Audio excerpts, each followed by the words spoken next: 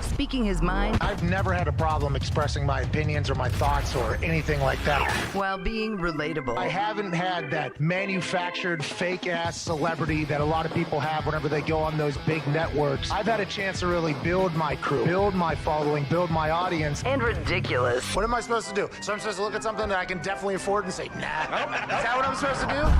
The Pat McAfee Show starts in 3, 2, 1. Good afternoon, beautiful people. It is Bigger Sale Friday, November 27th, 2020, and the Pat McAfee Show begins right now. Shout out to Twine for that beat drop. I hope you had a fantastic Thanksgiving. I had a beautiful one, to be honest with you.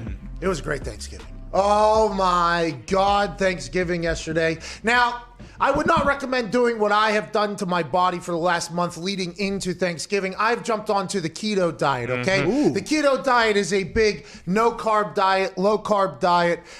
Basically, carbs are, bread, sugars, anything that has flavor. So I've just been eating meat to the mouth, like this Arby's Smokehouse brisket, which has been slow roasted for 13 hours with bacon and cheddar on top. But this has basically been my meal every single day. So anytime you take your stomach and run it in one particular fashion, okay, you have it in let's say you're in the middle lane, okay, on a highway, okay? Then all of a sudden one day, for the first time in 30 days, you drop it into that left lane, which is the here we go lane for carbs. Yep. All right? And you start slamming American pie. What? Pumpkin pie. What? Stuffing. What? No mashed potatoes, but everything else What? that potentially has any carbs in it, and you just go ahead and gorge and eat so much of it. The Friday, the day that we're currently in, is problematic because your stomach hasn't been used to any carbs for about a month or so. So as soon as that stuff gets in there, it starts playing, little Mike Tyson, Roy Jones Jr. old face, maybe knock him out this weekend on the side of your intestines. And then all of a sudden today, it has been a porta potty coming at me. But Thanksgiving yesterday was awesome. It was magical. My wife, it was her Super Bowl. She executed the game plan. She won the Super Bowl. The food was great. The company, although it was smaller this year because, if you want to have big gatherings on Thanksgiving, while you're at those big gatherings, you better start planning funerals, is what I was told by a news person who is very straight-faced, very serious. So it was a smaller gathering, couple friends, most of the family. Here we go. How you doing? Absolutely loved it. We hope you did too. Whenever we were watching the football games, 2 was supposed to be 3 games. By the way, that third game was never going to happen. They're still rolling out more positive tests over there in Baltimore. One of them being Lamar Jackson. Whoa. Yeah. And nobody else is saying this, but we hope he survives. Okay? Yeah. They got 12 players right now who have tested positive for the Baltimore Ravens. This is the highest number since the Tennessee Titans outbreak, so nobody knows how this all happened. The Baltimore Ravens are saying that they think that Lamar Jackson got it against the Titans on Sunday, and it is incubated. Now, with that being warranted and being said, the Titans have had 0 positives since then, and all the Ravens have had a bunch of positives. Who knows how they got it? We just hope that they survive. But it doesn't feel, because the only reason why this is all happening is because there is a chance of potential death. This isn't a cold. This isn't the flu. This is something much bigger that we don't really understand, even 10 months into this thing. So all we ever talk about is a game going to happen? Is a game? Let's just hope they all survive, okay? They all survive. Then there's 5 coaches or staff members that also have it over there in Baltimore. The game on Sunday is basically all but at least postponed to a Week 18 matchup. Jim Harbaugh has been telling his team to basically, no, not Jim. Yeah, John. Jim's in Michigan. The M in Jim, Michigan. That's how you remember. Yep. That's how you remember it. It's a good little trick. And the N in John stands for no entering the facility until at least Monday. And the game was supposed to be on Sunday. So you're assuming that the Baltimore Ravens have decided that, okay, we're not playing this game on Sunday because we have a massive outbreak in our building. We don't know what's going to happen. Steelers' Mike Tomlin told the boys to go home today. This will be the second time in a rough season that it feels like the Steelers just get completely fucked over. Their game next Sunday is potentially moving to Thursday, so maybe they'll have that long weekend that they were supposed to have this weekend next weekend, but it feels like they're going to have a Week 18 game against the Ravens, which is going to matter in the AFC North, and now we are one step closer to a potential 16-team NFL playoff setup. It was supposed to be 14 this year. They might add one team from each conference. If a game that is noted or needed to be played can't be made up because they are not going to extend past week 18. So, for instance, if the Ravens continue to roll out more and more positives through the weekend into next week somehow, and their next game also needs to be postponed, I would assume at that moment, because the Ravens will be in the conversation for the AFC playoff and they will not extend past a week 18 game, they will open it up to 16 teams in the playoffs. Woo! Which makes things a lot more interesting for teams that we all thought were dead. New England Patriots, for instance, potentially making a play. In the NFC, there's a couple teams that could do that, but we're not there yet, but we are potentially taking the steps towards it. We just hope everybody survives. The other two games that took place yesterday, the Detroit Lions, led by Matthew Stafford, Matthew Patricia, and Matthew Prater, got dog-walked by the Houston Texans. J.J. Watt had an incredible play, massive play, scored a touchdown, pick six. How you doing? Keep it moving. Who would have guessed J.J. Watt, in potentially his last primetime game of the season, would make a primetime play because he's a primetime player, potentially trying to get shopped in the US. Nobody could have predicted that. Nobody could have guessed that was going to happen. J.J. Watt makes a massive play. Deshaun Watson, same exact conversation. Primetime player, primetime game, probably last primetime chance to show what you have and what you are. He balled out. The Lions stunk. I mean, they just absolutely stunk. They were in the game for a little bit. Then they weren't. That thing got blown open. My pick was the Lions. They lose. Let's go ahead and talk a little bit more about that trend. My super boost was Cowboys money line win. Okay? Tony Pollard touchdown.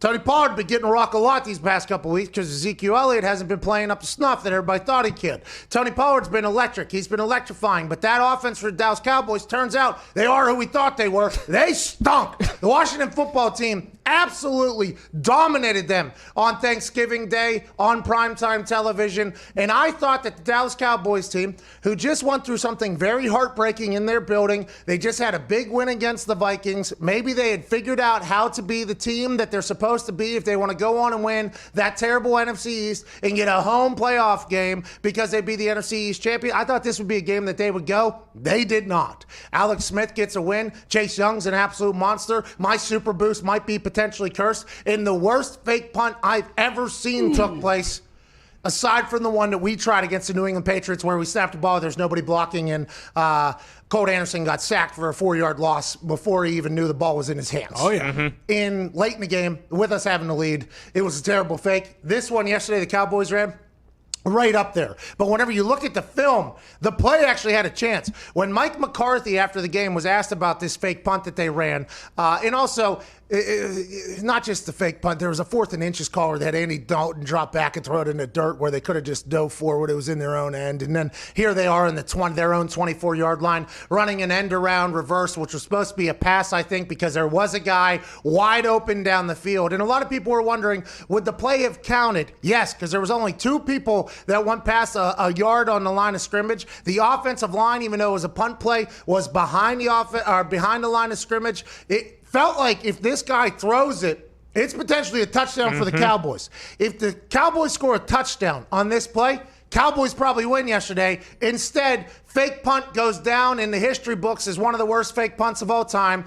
Washington football team gets the ball right there. They score. Game over from that point on. There was even an interception that could have potentially got the Cowboys back in the game. Terry McLaurin go ahead and walks Jalen Smith, tackles him at the 2-yard line, end around offense. They end up on their own 20 somehow. They lose 18 yards. They kick a field goal. It was not great football by the Cowboys or the Lions. We had 2 good football games, even though there was some bad football played, and we had no Steelers-Ravens, which the entire world needed, and that's not even happening this Sunday, which it was postponed to, probably not happening this Sunday. So there's a lot that we learned. There's a lot that my guts have been through, and we can't thank you enough for joining us today. 1-888-MAD-DOG-6. We'd like your phone calls. We have no guest scheduled for the day. Nice. No guest scheduled. Let's go. So we want a lot of phone calls. Now, the phone call thing has been acting up, okay? We do recall on Wednesday, it was a 30-second delay from us talking to the person on the phone. Today, I guess it's a little staticky, but I'm going to tell you, we're going to give it our best shot because there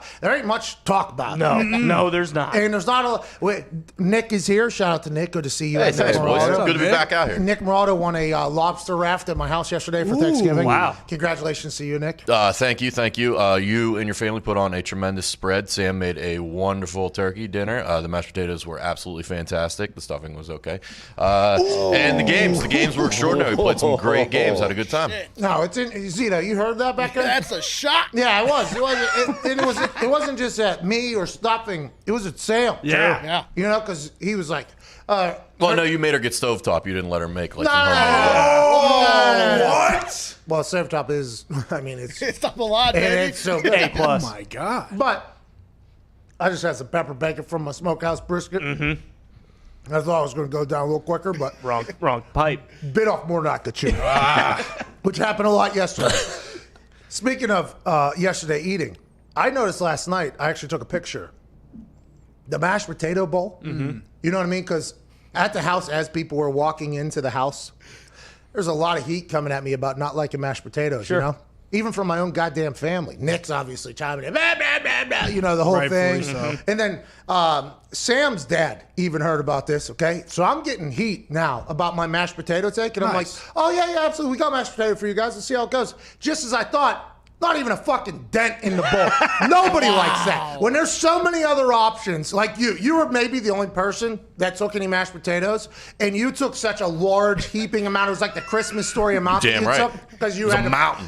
You didn't eat it. I ate it all. No, you did not. I saw the plate. It was still What are you- around what there. are you talking He also about? took out a gavel of gravy. Okay, he was like, Yep. "These things taste like shit. Let me get this gavel. Let me get all the gravy I can Nick. get." The gravy thing was more empty than the goddamn mashed potatoes, and it's because that's the only thing it would take to make mashed potatoes worth a fuck. Nick did that. Dumped the whole thing in there. I mean, it was unbelievable. Nah, it sounds like everyone was a little nervous to get mashed potatoes because the host is, throwing slander at them 24/7. No, I'm not the host, by the way.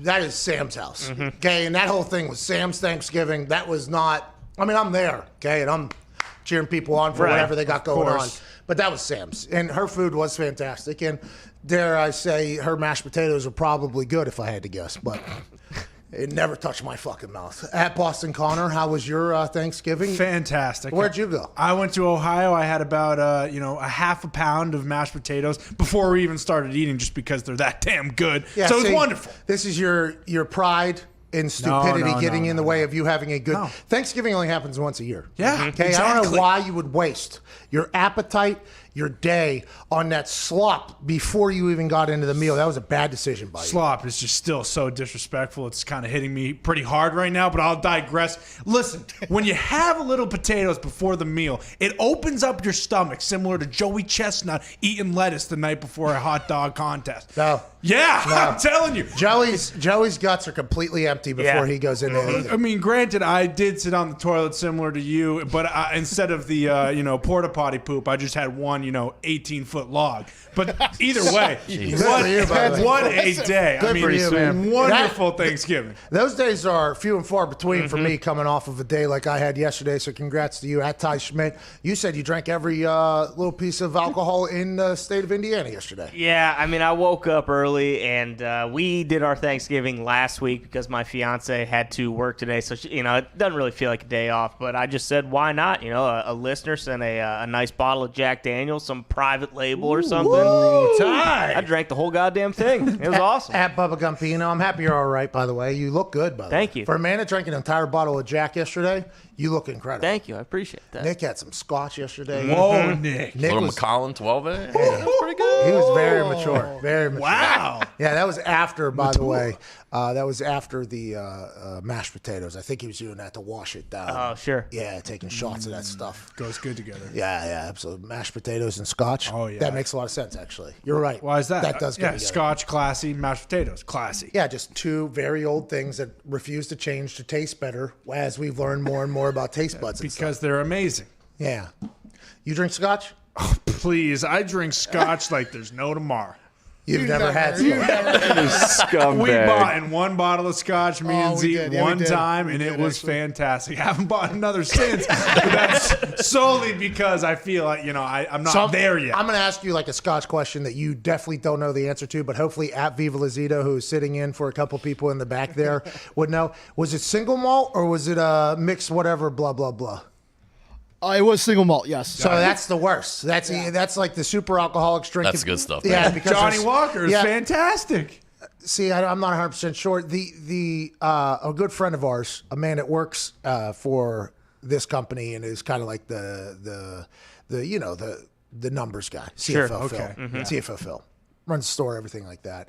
Also has to deal with all the bullshit on the backside that none of us would ever be able to. So, his dad was a big single malt Scotch drinker. Ooh. Yeah, and I always wanted his dad to party with us basically, and I knew the only way is if somebody would drink scotch with him. So I always sacrificed myself up. And then he and I have drank bottles of scotch together. And he says it's right, like you don't get a hangover or whatever the next day. Yeah. But there is not a single sip you're going for that you're like, this tastes good. It's not a single, you're just taking a full shot of that thing and just getting it down. But Nick has acquired the taste, I think, of scotch, which is very gentlemanlike, which I'm proud of you for. It's more of a special occasion thing for me. That's not like an everyday thing. The whiskey is my week-to-week, day-to-day drink. But, it was Thanksgiving. Good people around, had to have a glass of scotch. Yeah. Also wine. And White Claws. And tequila. Yeah, you had to go for it. At Bubba Gumpino, Gumpy, our Canadian friend, had an American Thanksgiving yesterday. It was great to see you over there, Bub. Beautiful day. I appreciate you having me over, Pat. And your curse of betting has turned. You went 0-7 last weekend. Yesterday you went 1-1, 3-0-1 on soccer yesterday. Oh, here we go. Soccer stays hot. Football, let's turn it around a little bit more this weekend. I'm going to tell you what. I don't think so. I think you're right in the middle of Fade Pat season. Like, hey, we are in the middle of it. Yeah. Yes, yep. Yesterday, at the end of the night, after I congratulated my wife for winning her Super Bowl on hosting Thanksgiving with the family and friends, I looked in the mirror and I saw a guy that was potentially just completely defeated whenever it came to gambling. Those games yesterday, my entire style of gambling, it should not have happened away. Now, granted, JJ and Deshaun did something that they did, and I rode with AJ Hawk, who said Lions straight up or whatever. So his fault. So that one.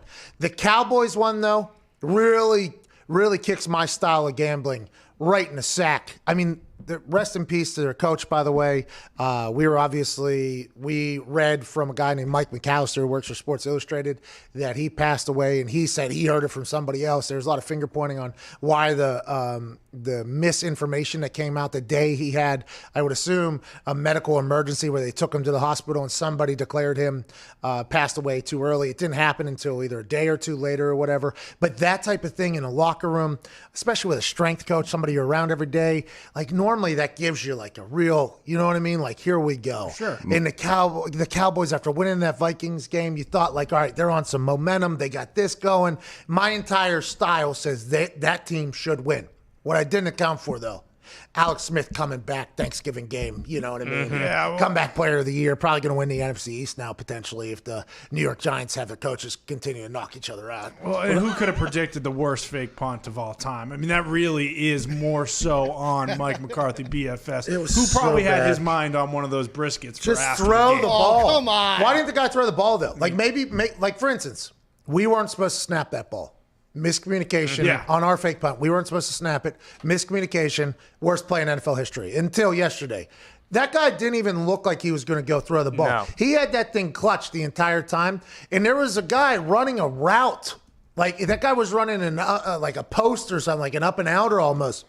So I don't know if there was a miscommunication on this, but if he throws that guy is one-on-one with the goddamn returner down the sideline if he gets that ball. Now, granted, that would have had to have been a hell of a throw. I mean, you're asking a guy who is a gunner on the punt team to be able to roll full speed across the field and then deliver what would that be, 10, 20, 30, 35-yard ball probably. I mean, that's going to be a tough ball, but the guy's a freak athlete. He's getting the ball in and around. I mean, it didn't even look like he knew he was potentially supposed to throw it. And by the way, if you get a chance to get to Rock on Thanksgiving Day and you're normally a gunner, it's like, hey, pal, hate to break to you. This one's probably fucking staying home. When you see this, are you licking your chops? What's that? That's a touchdown, right? Yeah, I mean, it's first down at least. Because you got to remember, there's a returner back there somewhere, I'd assume. Yeah. So there's a returner back there somewhere who's going to come sprinting up. He's probably sprinting up. He's probably right outside of that thing, by the way. He's probably already run up, or maybe he's already up in there. But it's... Yeah, I mean, that's going to be a tough throw. But when Mike McCarthy comes out after the game and goes, it was a solid play, Zahn. Yeah, it was a solid play call. And everybody's like, you fucking stooge, which, by the way, there's a reason for you to think that. And then you see the picture, it's like, It actually was pretty good play design. They snuck a guy out. He was off the line. Then you have a tight end, number 20, who was on the line on the same side. They're both allowed to leave the line of scrimmage. One draws it out of the way. Then there was a wheel route coming out of the back to take the eyes away from that guy. And then the gunner had an up and out that was wide. It was actually pretty good play design. Yeah, it was actually pretty good play design. If, I mean, in the NFL, that's a college pass, standard college pass right there. That is a 20-yard window that they have, though, to throw that ball into. I mean, there should have been a throw, I feel like. And maybe Mike McCarthy and Bones are getting blamed a little bit too much, but somebody should have told a guy to throw the ball. But if I'm a gunner and I got the ball in my hands on Thanksgiving, I guess there is a chance that you could be it seems like this is my play here. I had a holder in college named George Shell when I was a freshman. Legend of a man. Awesome man. Good man. He was my holder full time. And we had for 1 year, he was a senior. He was my host on my visit to West Virginia, too. He and I had a great relationship. Big Shell. I was very young. George Shell was a good guy. He's a head coach now. And I forget what it was. It was like going into the last game or whatever. He was a senior on scholarship to hold, by the way. Walk on from West Virginia. Like, good story, Nice. right? Liked by everybody almost. And it was one of the last 2 games. We had a option play that he catches snap right. He gets up, he runs. I kind of mirror him. Here we go. Option play. And it was like a senior game almost. They're like, hey, we're probably going to call it. And George looked at me and said, probably not going to pitch this one, bub. And I was like, hey, listen, you do what you got to do. Score. You do what you got to do. He didn't, by the way. We did not get a first down. They got the ball going the other direction. We did not get points or whatever. I think, if I do recall that. Yeah. Or maybe it was with Travis McClinic. Same situation. He had the same situation. So it's one of those things where I was waiting. You know what I mean? Like I was waiting, but I very much understood, like, hey, this is your time, bud. You got to do what you got to do. That guy took that as his time. This is my time. I got the ball in my hands. I'm fucking running with it. I can respect it. Well, and like you said, it's not like he really even had to throw a dime. If he just would have lofted one up there in like kind of the direction. 20-yard window. Yeah, I mean. There's a 20-yard window. Just let it rip. And when I'm watching the play live, obviously, commentators don't really break that all down. You know what I mean? They don't go into it because it's punt play, and normally there's a commercial break scheduled immediately afterwards, so we don't have a lot of time, by the way. But from the angle I was watching, I looked and I said, that might be the dumbest thing I've ever seen in my entire life. You're on your own 24, and you're running an end around where the guy's basically touching his own goddamn end zone at one point and then coming out. That feels like you're wasting a lot of yardage. But then you see from the aerial, it's like, well, is he supposed to throw that thing? He was supposed to throw that thing. Not a bad play at all. I respect it. I like what you're doing. It was just a wild day. A lot of losses, dude. The fake punt was actually the same play they called on 2nd and goal as well. Oh, yeah, that was when they lost 45 yards. Jalen Smith, I don't know if you saw it. Whenever he got tackled, he slid for like 3 yards to try to reach for the end zone because he knew there was no chance the offense was going to be able to. Terry McLaurin said he just wanted to play until the whistle was blew. CeeDee Lamb dropped that one in the end zone, too. I mean, and if Martin doesn't get hurt as well, he was a huge loss. Yeah, they moved him from the middle of the line out to tackle because they lost the tackle or they were doing something bad over there. So they got a backup center in there now. Now you got him over there. Now you lose another right tackle who's not even supposed to be there, just a guy that was filled in there because he's so goddamn good. Let's put him out there. I mean, it was, and the Lions, I wanted to opt out of that bet before the game started when I saw the injury report. Yeah. They had everybody out. It was almost like Matt Patricia was trying to lose. It was, well, not trying to lose, but it felt like they had no chance of winning there. They scored so easily on their first possession, too. Just went right down the field, looked great, and then just got the doors blown off for the next 3.5 hours, pretty much. And by the way, the media asking, I'm not saying by the way, when I said Matt Patricia was trying to lose, that did not come out right. What I meant was he had to look at that injury report and go, we got no chance of winning this game. I mean, it was everybody that's good on their team. Galladay out, Amendola out, Swift out. How you doing? Keep it moving. TJ Hawkinson was playing, which is great news. He made a couple big plays. But aside from that, they had damn near nobody playing. Now the question is obviously, is Matt Patricia going to get fired? And we'll talk about that on the other side. We'll also answer some phone calls. We got a lot of things popping off on this beautiful Big Sale Friday. November 27th. 20% off everything right now at the store, store.patmcafeeshow.com. We will probably have it off or have the sale probably run until maybe next Monday or Tuesday, so you have the weekend to figure it out. Every purchase, every person's purchase, every person that makes a purchase is entered in to win one of the 3 PS5s that we have secured. lot of entries, by the way. We appreciate you all so much for supporting the store. It's very, very nice of you. And if you're trying to spend some money right now, which it feels like people got some money burning holes in their pockets, that's why these types of days make so much money. Shout out to Amazon, probably making another $50 billion today, by the way. Oh, yeah. Jeff Bezos just probably made another one. Because I saw the news, they're telling you, don't go shop, basically. Can't do it. Can't do it. Don't shop. Do everything online. Jeff Bezos is like, Please. that's right. That's right. Fucking don't go out in public. Hopefully Bezos uses that money he makes today to buy the Detroit Lions. Well, we'll talk about that on the other side. How about them asking Matt Stafford and TJ Hawkinson immediately after that? Should your coach be fired?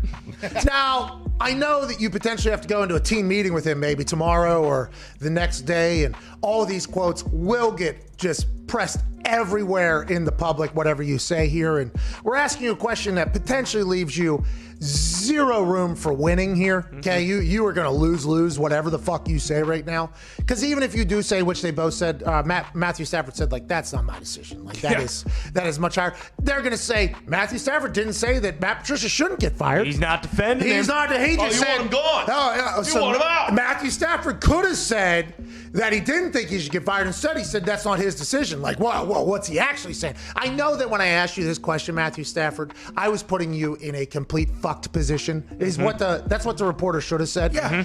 But instead, we got now TJ Hawkinson getting asked about it. He's like, Matt brought me in here, right? He's the one who gave me a chance, blah, blah, blah. There's obviously results. And everybody's like, well, he also didn't say that he shouldn't be fired. He hates him. Not defending him. I mean, that's a tough spot for the players to be in. But hey, you get paid a lot of money to play a kid's game. So when you get put into a position that's like a reality TV show to bury somebody who's on the show with you and you have to go and then walk right back in the living room, like you have to do it because you're a professional athlete. That's right. So if you don't like it, retire. It's ridiculous, dude. I was reading those quotes and they were like, this is how the question was posed. And I read the question and I was like, why are we not mentioning how that question just put Matthew Stafford in a terrible position? Like a no-win. The politicians that I saw in the gubernatorial debates here to run governor of Indiana, if they were asked that question, it would have taken them maybe 7 seconds to garner their thoughts before getting through a sentence there. That's a tough question, and there's no way you can answer it right. But it does feel like Matt Patricia's probably getting fired. Yeah, I think so. I mean, if you were to just read the log line on Twitter, you would have assumed that Stafford took up several shots at Patricia. It's like, oh shit, I guess he does want him out. And then you read his answer, and it's like, well, what the fuck was he supposed to say? Yeah. He didn't really say that. I don't want him fired. And then they'll be like, Matt Stafford thinks that Matthew Patricia's record that is terrible is okay for the Detroit Lions organization. There was no winning there. Matt Stafford doesn't care about winning. Exactly. Loves losing. Exactly. It's like, dude. All right. You asked what him do you if want this guy to do? Let's get some phone calls on the other side. If you want to talk about the Super Boost being terrible, I'm okay with it. Because by the way, it's fade Pat season. So when I give out all my locks for all of the games that are happening this weekend, just go ahead and fade it. Listen, sometimes you got to fade yourself. And I'm there. 30 minutes into this Friday, November 27, 2020. Phone calls on the other side and more. This is the Pat McAfee Show, Sirius XM, Channel 82, Mad Dog Sports Radio.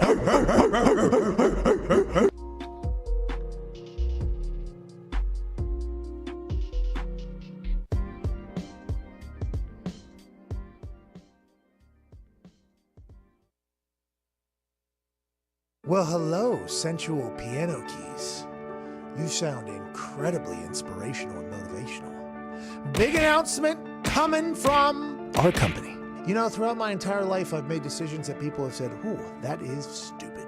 You've read about them, you heard about them. When I was in high school, I went to an underground poker game, won $1,400, flew myself down to Miami, won a kicking contest, and got a scholarship to West Virginia the next day. I turned my back on soccer that day. Everybody said, you're an idiot. Why are you doing that? You have more schools looking at you for soccer than you do for football. What are you thinking? Fast forward 8 years with the Indianapolis Colts, and I was on top of the world, top of the mountain. How's the view? Not too shabby. And when I was at the top of my game, I decided, you know what? I'm going to pursue some other stuff. My friends and I are going to go to work on the internet. We're going to try to chase fulfillment as opposed to just a paycheck.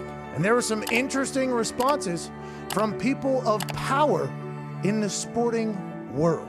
Make them tear the uniform off of you. Sure. Look, somebody needs to stage an intervention. People who know this guy, get to him now. Make him put his helmet back on and get to camp. Oh no, there's no intervention, Wilbon. No, no, no. Here we are 3 years after that date, and it's a celebration, bitches! Cut the music! Let's hand out some bags to the boys.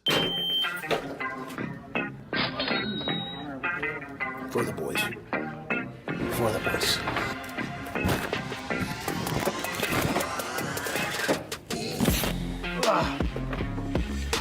By the way, that's for you, brother. Oh my God. Are you home? All right, come out the front door. What's up, dude?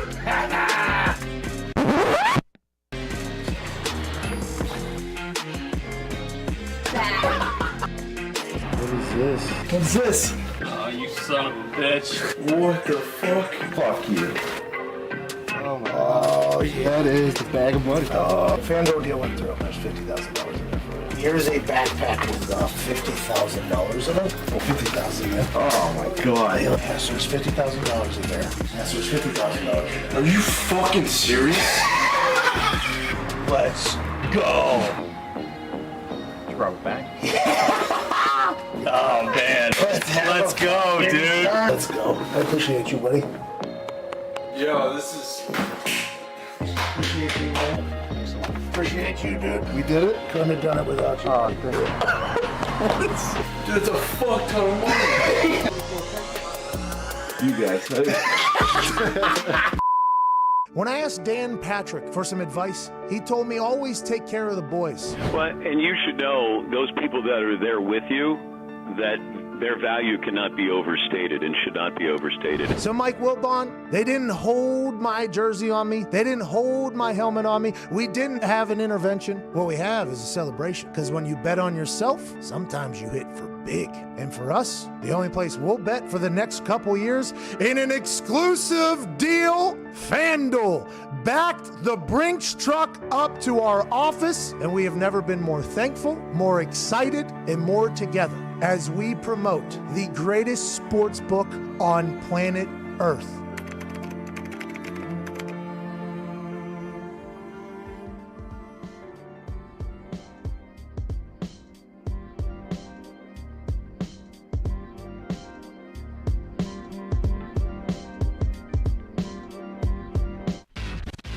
You do not talk about Pat McAfee. Do not talk about Pat McAfee. One fight at a time, fellas. The Pat McAfee Show. That's right. Welcome back here. Oh, wow. You had to do it. Oh, had to do it. We're playing a little office game, too, in between the breaks. I think everybody will kind of catch on to what it is as the show rolls on here. Pretty soon. We're gonna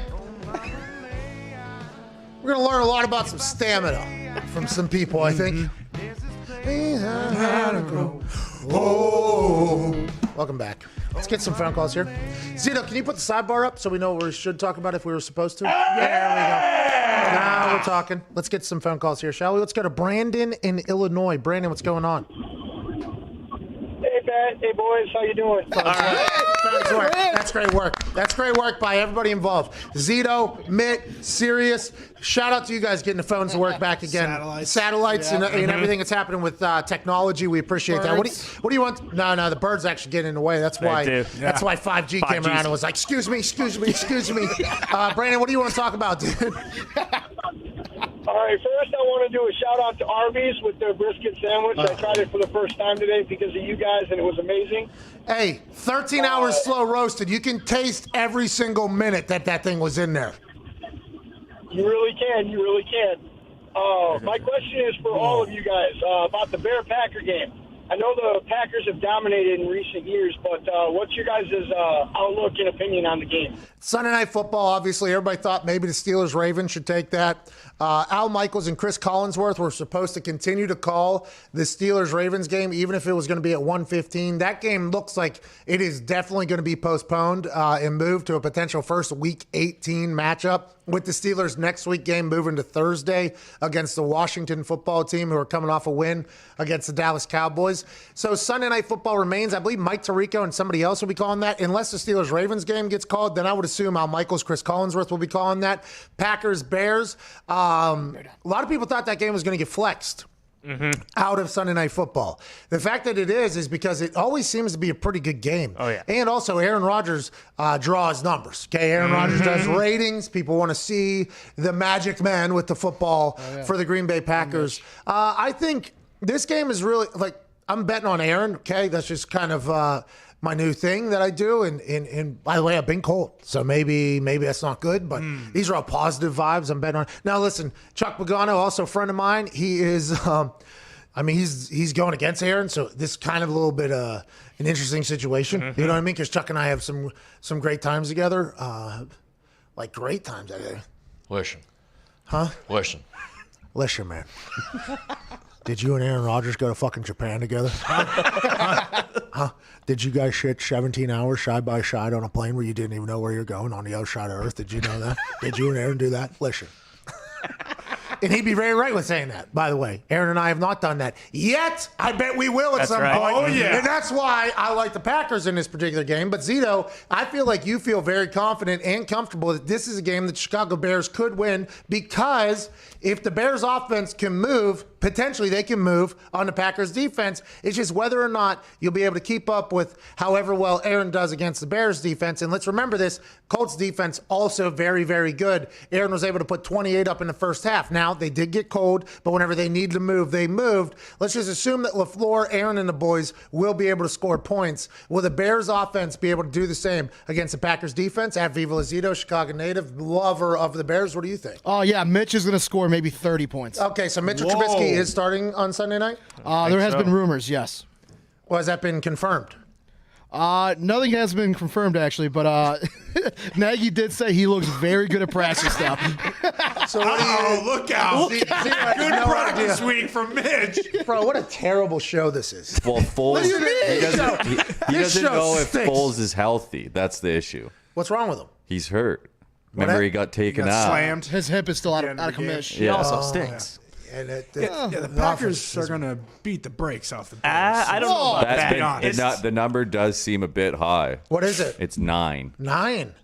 No, it's 8.5 now, I think. Packers minus 8.5 against the Bears. That is very high. Bears getting Montgomery back at running back as well. Yeah. 8.5 is a lot of points. Packers are going to kill him. And for that, I'm going to hammer it. Come on! Yeah, dude, fade Pat season. You but heard- maybe I get hot. Thank you. Actually, maybe thank you. No. Thank you very much. You, the viewers and listeners, they should be potentially considering fade Pat season. I want to let you know, you're fading somebody that believes in this pick. I like Packers minus 8.5. That is a lot of points, and that is a lot of time for COVID to potentially show up or somebody to get hurt. We have no idea who's in or who's out for the Packers. done. It feels like Bears plus 8.5 is the right move, so that's why I'm going Packers minus 8.5 this Sunday. What, Ty, you said take it easy. You don't think it's going to be a blowout? No, I don't think so. I mean, they might win by 10. I'm not saying they couldn't cover, but I mean, Rodgers said it on Tuesday. You know, it's blood ball. I mean, it's going to be close. These games but we don't know what close. blood ball means, right? Isn't that what we were told? I mean, yeah, pretty much. But 8.5 is a lot of points. It's a lot of points. I can see the Packers also, you know, I think it'll be a one-score game. But I think the Packers will win, but I think it'll be a one-score game. All right, let's go to Gary in Connecticut. What's going on, Gary? Good to hear from you, buddy. Hey, what's happening, fellas? Hey, Gary, happy Thanksgiving. Great to hear from you, man. Hope everything's all right over there. Dude, everything's great, man. It's so good to talk to you guys, man. I'll tell you what, Pat. Great to have you. For a UPS guy, this time of year, shit gets real, bro. I'm not saying that shit gets real. This is right before the, as you said, right before the storm is about to hit. You know, the Andrea Gale's going out and them waves are getting high. The boat's rocky, but you know what? It's my first rodeo, dude. I'm ready to get after it. Gary, quick question. With the COVID protocols in by the way, thank you for doing what you're doing for the holiday season. Don't start that. Thank you for what you're doing. No, Gary, I know you get paid to do it. You love it. Literally, I don't think I've ever met somebody that loved being their job more than you love being a UPS driver. You've done this for years now. We got a chance to talk to you years ago and meet you years ago. Now you're still doing it. You're talking about the season that's coming up. You're an experienced vet in this game. Okay, we appreciate what you're doing, all right? There's a lot of people, there's a lot of internet videos with some of your compadres fucking taking boxes and putting them like Ace Ventura you're a pet detective. Not you, though. You're Santa Claus, and there's plenty more like you, and we can't thank you guys enough for what you're about to do. Now, with that being said, what do you got to do? Do you have to... is there any COVID situation? Like, do you have to sanitize before you touch every single box? Do you have gloves on, mask? Are you even allowed to, like, is there any difference for you, or is it just heightening even more because of the amount of online orders that are happening and everything's getting delivered these days? I'm going to Bob Ross this one for you. I'm going to paint the picture. Please I do. have 3 bottles in front of me in my old Diet holder. I got a Purell to my left, your right.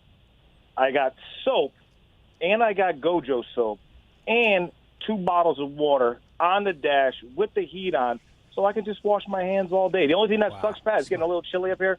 I don't wear the shorts no more. No more eye candy for the ladies. 2020, you son of a bitch.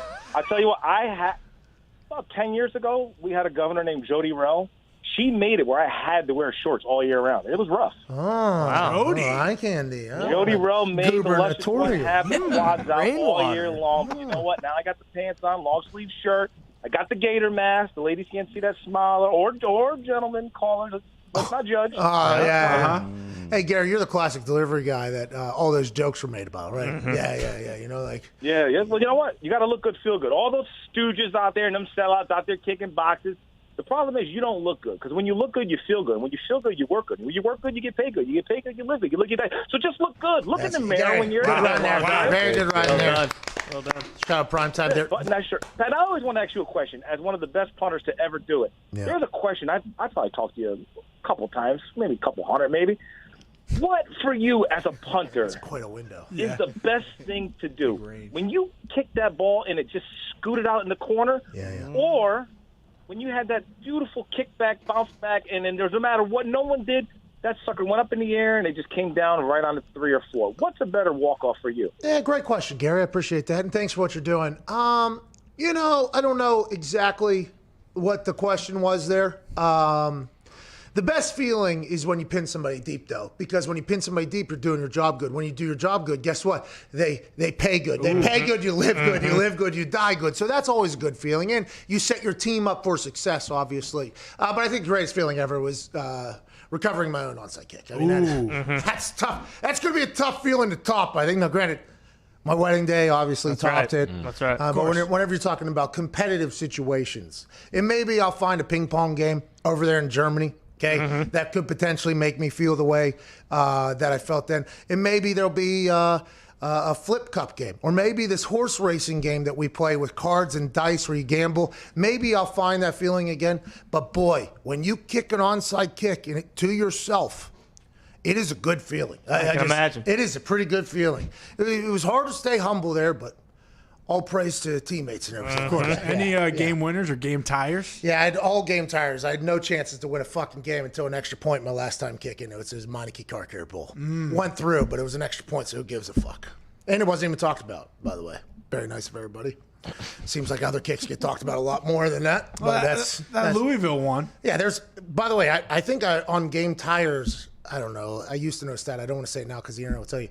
I had a lot of those opportunities, though. You know, which, by the way, no fun. There's no celebration afterwards. You make it, hey, you did your job. Now let's celebrate. Everybody else does their job right. You miss it all. You're the fucking worst human on earth. Son of a bitch. Those ones, I don't even think I got like game-winning opportunities until that extra point at the Meineke Car Care Bowl, and we did celebrate down in Charlotte that night about it. You know what I mean? Had to do it. But aside from that, only game tires. So only the shit your pants ones.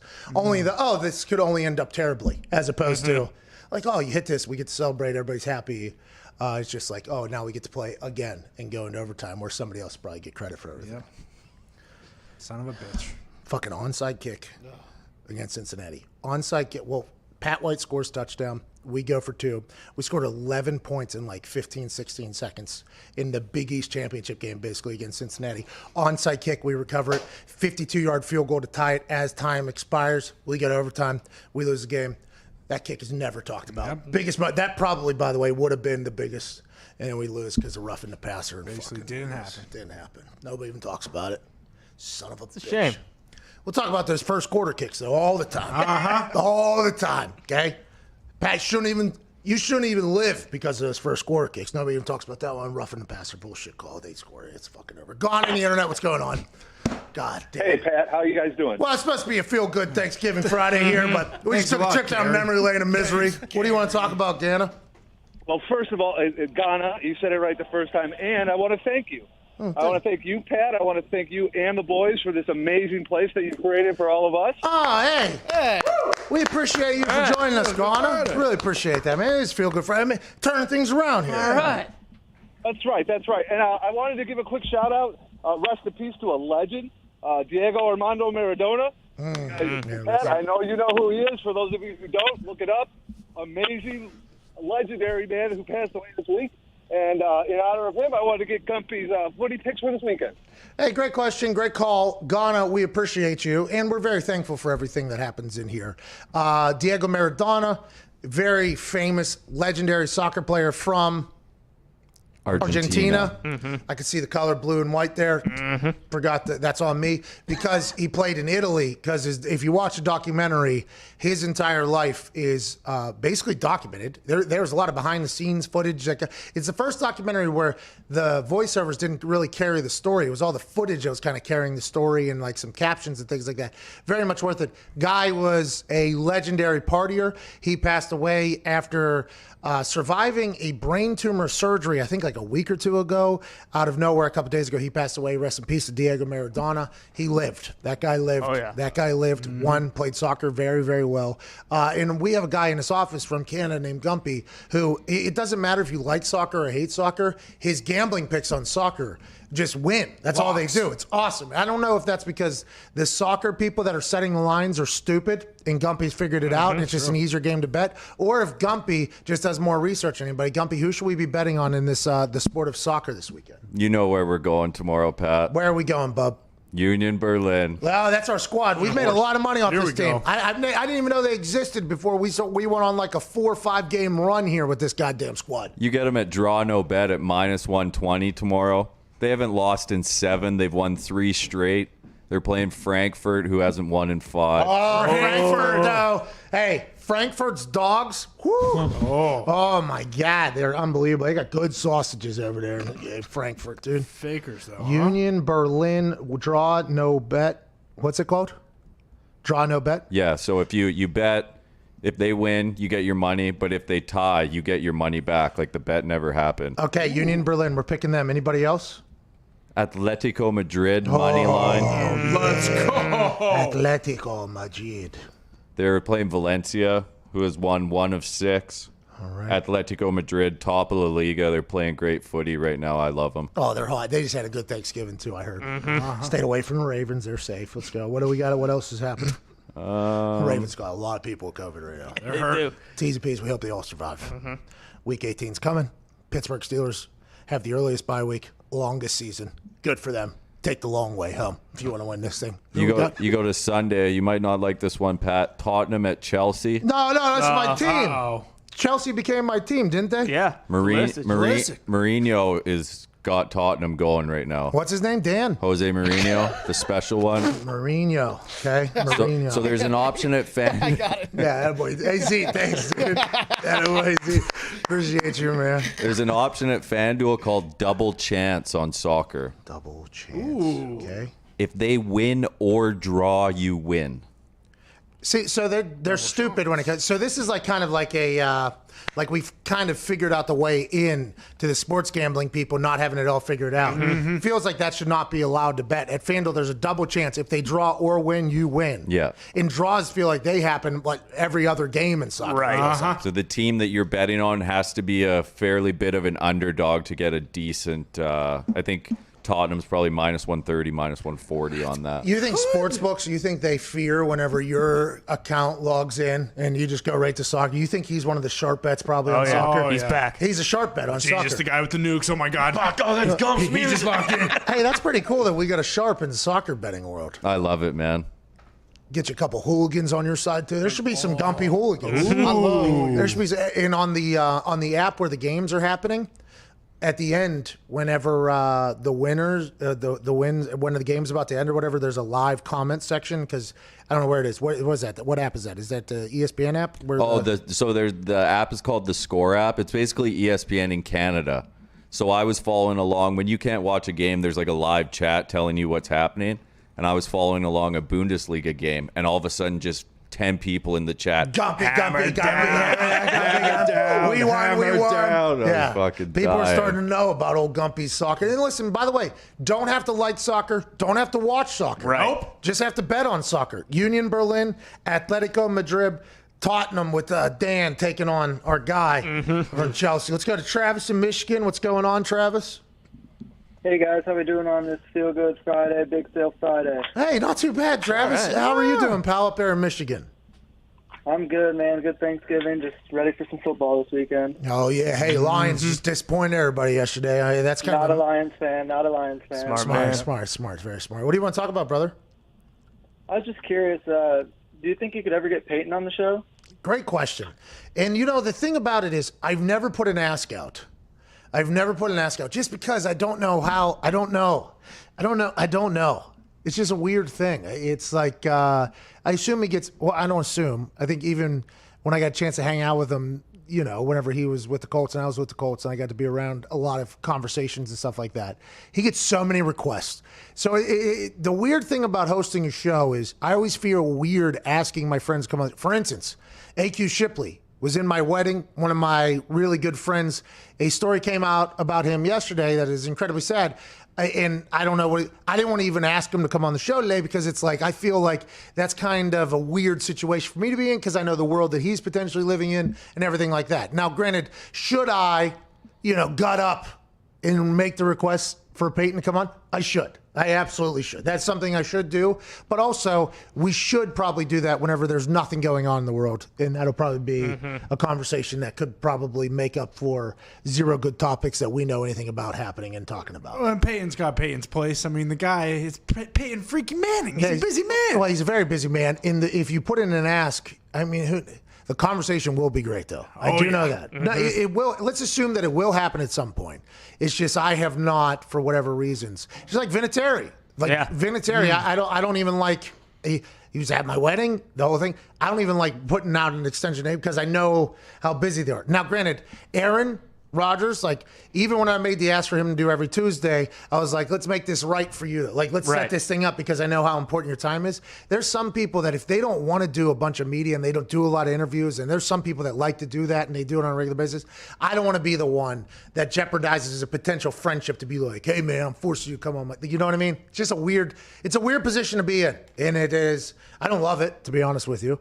But that conversation, I assume, will happen at some point. It'll be pretty good. Yeah, I mean, we've heard, bits and pieces. So it's not like, but he's getting offers to do Monday Night Football and stuff like that. You don't know what other stuff he's trying to do in his professional life. It's a tough situation. And imagine the questions me asking him, like, hey, you remember when blah, blah, blah, blah, blah? Yeah. And it's like some behind the scenes story that's never been happened.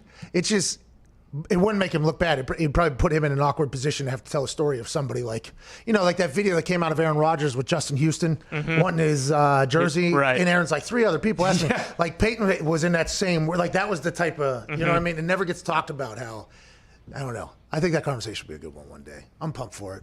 Might have to get Archie Manning on here, too. I was going to say, we need to get Archie on here. Arch, too. I mean, Arch can be number 1 pick 5 years from now, 6 years from now. Eli, maybe Frank's Red Hot can set something up. Cooper, you got to have the Manning hour minus 58 minutes, Cooper Manning on there. I mean, there's a lot of things we could potentially. Yeah, at some point it'll happen.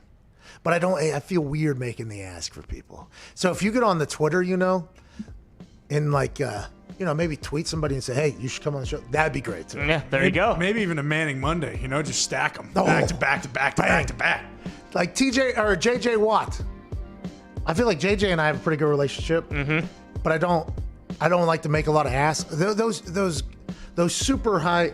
I don't want them to potentially come on the show and me fuck up their entire, you know what I mean, what they got going on. Lots of guys will message you saying they want to come on the show too. Yeah, and it's very weird. I'm always like, let's save it for a time when like, I don't want to be the cause of any problems for anybody. And there's a chance that it could be, Like JJ, for instance, if JJ was to come on, okay? JJ and I think, not good friends, but friendly. I have to ask him about everything that's going on right now. And if I don't, I'm not doing my job. And I'm putting him in his, I just got to do it. I don't know. Hour 2, we'll get some more phone calls on the other side. Plus, I think AJ Hawk will be joining us. And maybe some others. This is the Pat McAfee Show, Friday, November 27th. You got 6 minutes. Go take a shit. We'll see you on the other side.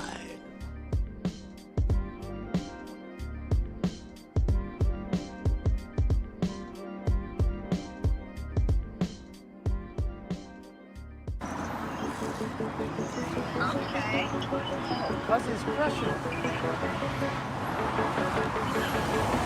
Okay.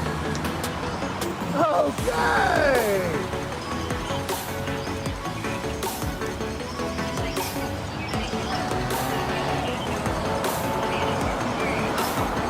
Oh my God! Best sign spinner in the world!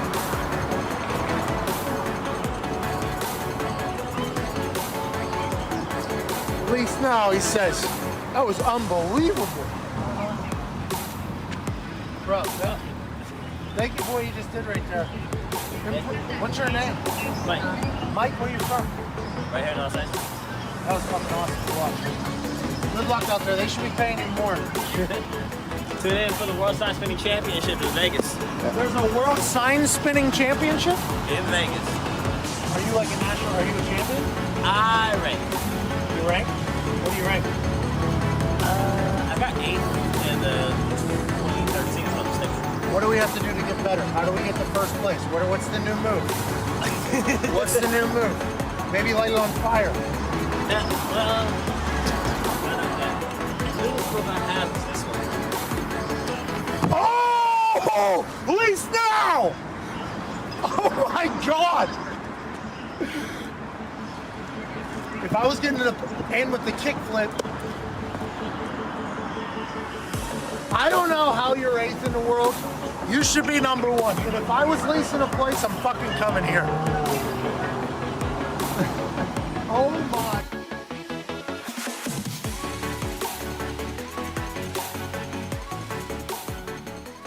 Last night I was roaming around Canal and Bourbon, and it was a lot of purple. And when you get in that Mercedes-Benz Dome, and it starts getting loud and it gets rompous, obviously, not only for momentum and swings like that it can help, but for the defensive line to get a jump.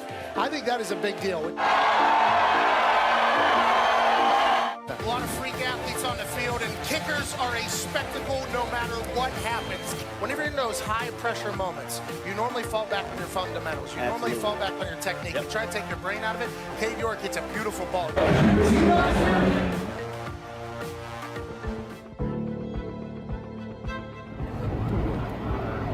One person up in the parking garage.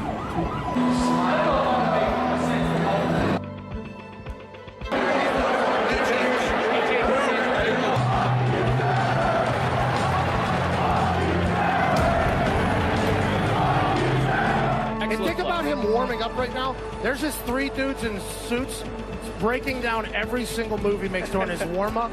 What a wild scene here for Trevor Lawrence. Quarterback, number 9, Joe Burrow. You're supposed to be some draft expert, and you say Joe Burrow was a 5th-round draft pick before this year. Now he's number 1 overall. What do you know? What do you know, Todd?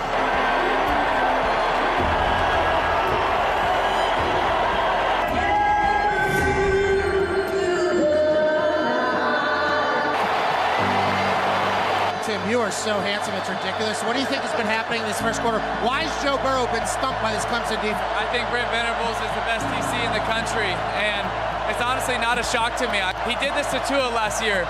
Odell Beckham just stopped by. Odell's very excited. Odell's happy with the 52-yard attempt coming from the kid from Clemson. I've seen Odell make this with a spinning ball. And B.T. Potter puts it through from 52 in Odell's. Not in your face. It wasn't in your face. It wasn't in your face. You weren't looking at it. That's a career high for B.T. Potter. Bro, imagine Joe Burrow just having to stand in there and know that Isaiah Simmons is scot-free right in your suckle. That's a bad call. No chance Alberto Riverrod would turn that over. He was in the Buccos organization?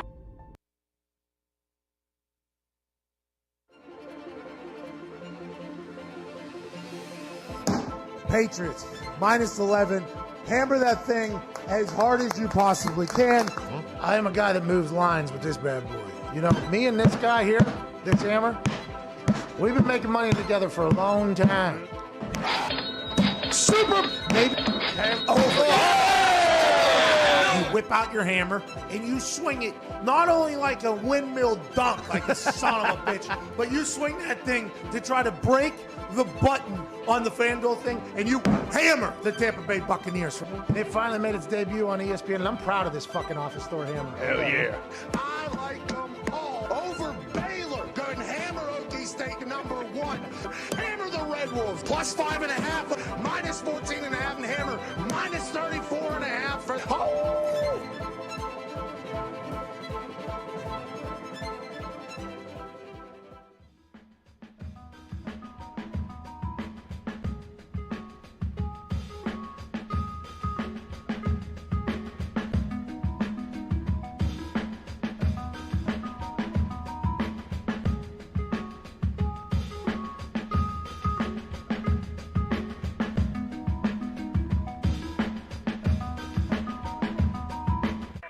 The Pat McAfee Show. There'll be no rules for our guests, for us, for the things we can talk about. Speaking his mind I've never had a problem expressing my opinions or my thoughts or anything like that. while being relatable. I haven't had that manufactured fake-ass celebrity that a lot of people have whenever they go on those big networks. I've had a chance to really build my crew, build my following, build my audience. And ridiculous. What am I supposed to do? So I'm supposed to look at something that I can definitely afford and say, nah. Is that what I'm supposed to do?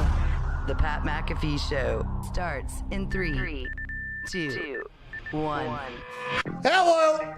Friday, November 27th, hour 2 of this Pat McAfee Show on Big Sale Friday begins right now. Shout out to that beat drop by Twine. Joining us now, ladies and gentlemen, college football champion and Super Bowl champion AJ Hawk. AJ, how was your Thanksgiving? Did you have enough food to feed all the kids and the family? How was it over there? Yeah, it was great. Just like it seems like everyone else had a good time. But small, intimate gathering, but it was really good to see the few people I did. Smart, because if you had anything that wasn't small or intimate, you should have been preparing for the funeral. It's coming right around the corner if you were to do that, which, by the way, tease piece, everybody, hope everybody stayed safe. I would assume that there is going to be quite a jump in the cases, though, after Thanksgiving. Oh, yeah. I would assume that. So let's just ride the wave, baby. Hope everybody survives. I hope everybody survives. I hope the vaccine comes and saves all the lives it's supposed to save. You know what I mean? And then we'll just keep talking about stupid stuff like your pick of the Lions yesterday. Do you have anything to say about that, AJ? God damn it. No, as I'm watching the game, it started out okay. I'm like, all right, here we go. We might be okay. There was moments early on in the game, and then it was just an absolute disaster. So I almost thought about it. I'm like, why do I even give picks? Like, I got mad at myself for even giving picks and picking the Lions. And then I'm like, hey, why not? Let's let the Cowboys go get blasted when they were the favorite, too, when I picked them. So that's gambling, baby. you can't turn your back on picks now because you were riding that high of getting everything right there. Right. You know what I mean? You can't let the same thing that makes you feel good make you feel terrible. You can't do it. That's just not how you can operate, AJ. Okay, but this is the thing. All right. Because I don't know what my record was, but I hadn't really lost giving these underdog straight up picks. True. Yeah. In my brain, like when Adrian Peterson touches the football, he expects to score every single time. I never expected to lose. I figured, hey, I'm going to continue to pick these underdogs.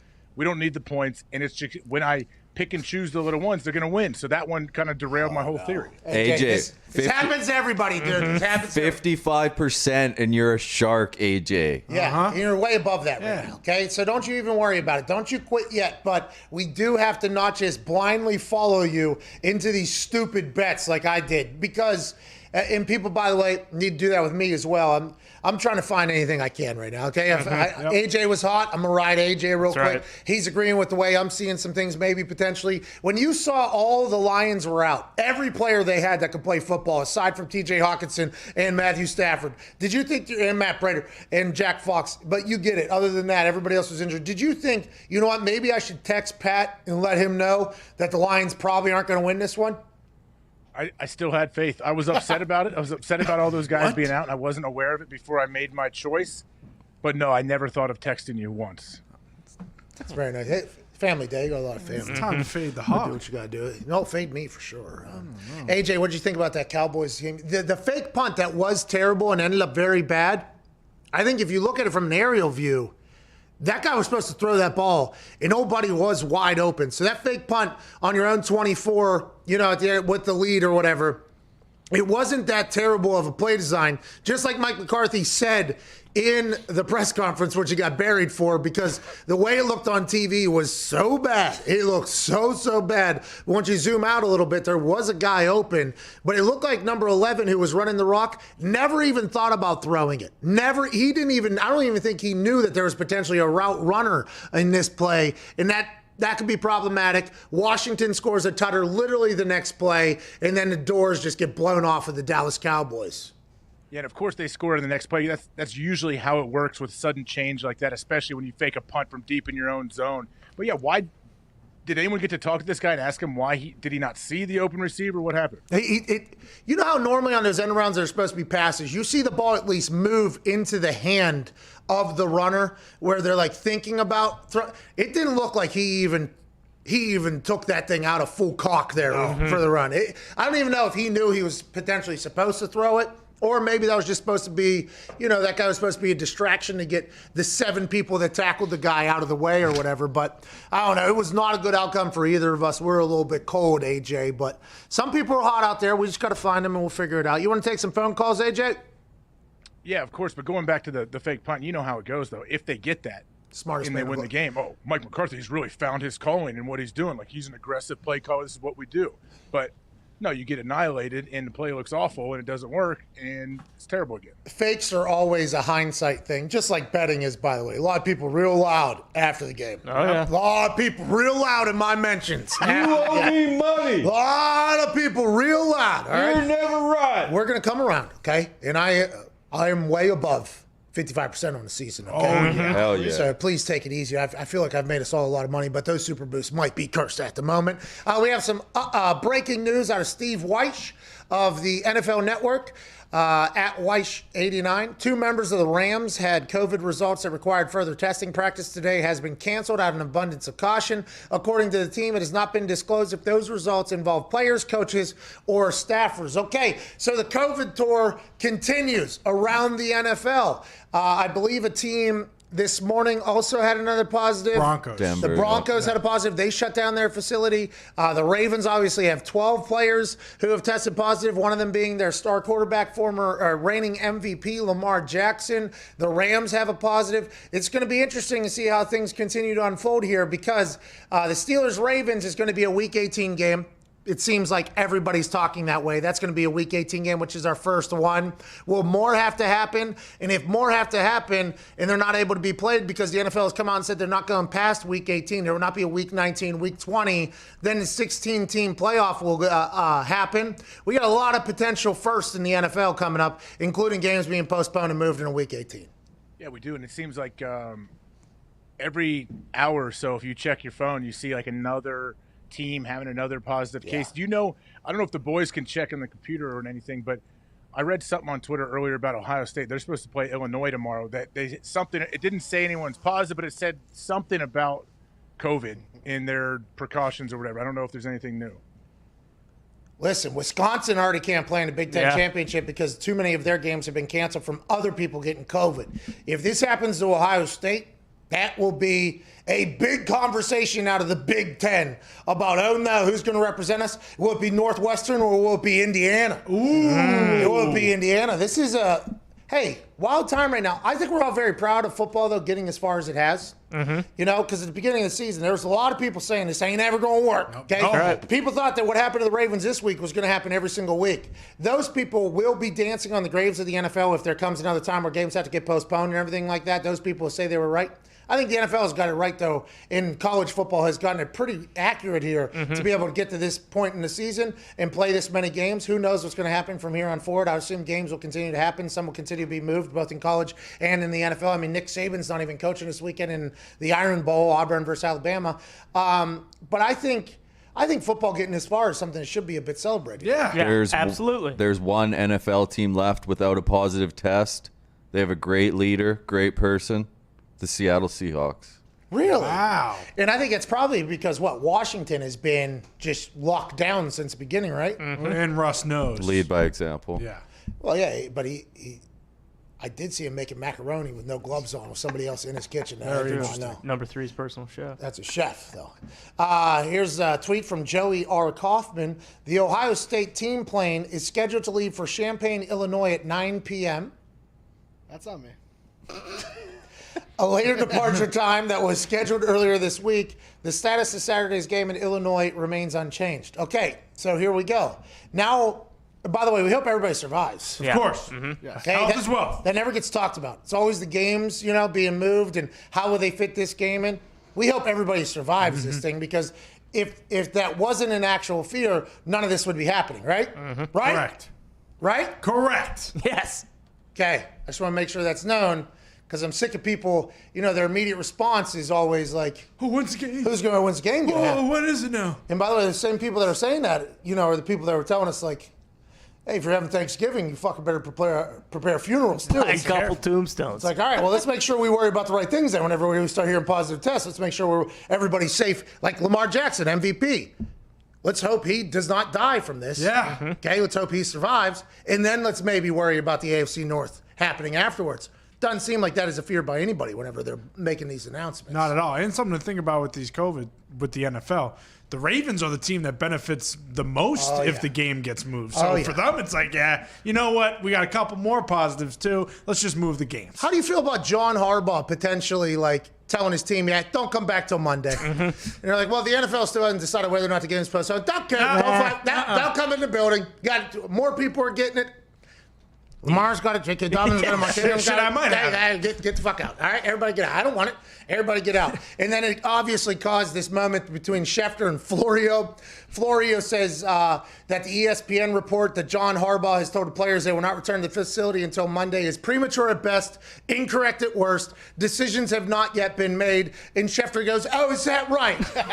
Oh, is that right? So Schefter quote tweets that and goes, Ravens head coach John Harbaugh just texted me basically and told me the team told me that he told the team tonight that the players will not be allowed to go into the training facility until Monday at the earliest. So Florio then quote tweeted that and said, let me straighten this out. Harbaugh's not the person that has the power to be doing this. This is an NFL decision. So if that is the case, Harbaugh is making it very clear to the NFL that he is not about playing in this game this weekend for safety reasons, obviously, and also potentially just a tiny little part in the back of his mind is this is a really important game, and I don't have any of my players, so they can't fuck us over like this. And I'm not saying that's his. Obviously, health is number one. Right, of course. But there has to potentially be a little part back there that's like, we're not, boys, we'll see you Monday. We are not playing this game on Sunday. Well, I became more aware of it just because I saw Schefter and Florio going back and forth. Like, that is what I enjoyed the most about this whole situation. Like, how frustrated Florio was with Schefter. Like, if that was, like, in person and they got to go head-to-head, I would pay to watch that little argument. Like, if you put those two guys on First Take or something, let them go at it. I think it'd be fun to watch. Those insiders, I'm not 100% sure, but, there's only so many bites at the apple you can have on a daily basis. When your entire job revolves around that and there's numerous people, it probably gets a little vicious out there in the inside. Cutthroat business. It does feel like there is some drama. That should be a reality show. The insiders? Yeah, that'd be a great show. Think about it. Like, there's shows I've been sucked into some of those shows where people, they bid on shipping items. Like, there's everything. They can make anything interesting. That should be a show. Why is that not a show? Oh, probably because you need ESPN, NFL Network, Fox, and CBS all to agree on something. There's probably no chance. There's probably no chance that. Their sources either, though. What's it? They're never going to. Those guys aren't going to give up their sources. So everything that's breaking, they're like, oh well, if it's face-to-face meeting, whatever, they're going to blur faces, and you're going to not. Are they going to? Is Schefter going to pick up the phone? It's going to be like Andy Reid, but they distort his voice, and it sounds like they took somebody captive. No, I think the show would be about all the drama of who's lying to who and all that. I don't think the sources themselves matter. I think it's more so like you see Shefty with his 3 phones, like getting a text, getting a tweet, getting a thing loaded, and then on the phone call while he's sending out tweet. Like, I think that's it. And then they would all have to do a dinner, obviously, together. And at some point somebody would say, well, you fucking lied about blah, blah, blah. And it's, no, you said da, da, da. And then they have the table flip, and then it's like season 2. And they'll go on the other side Not of bad. it. Just classic reality TV.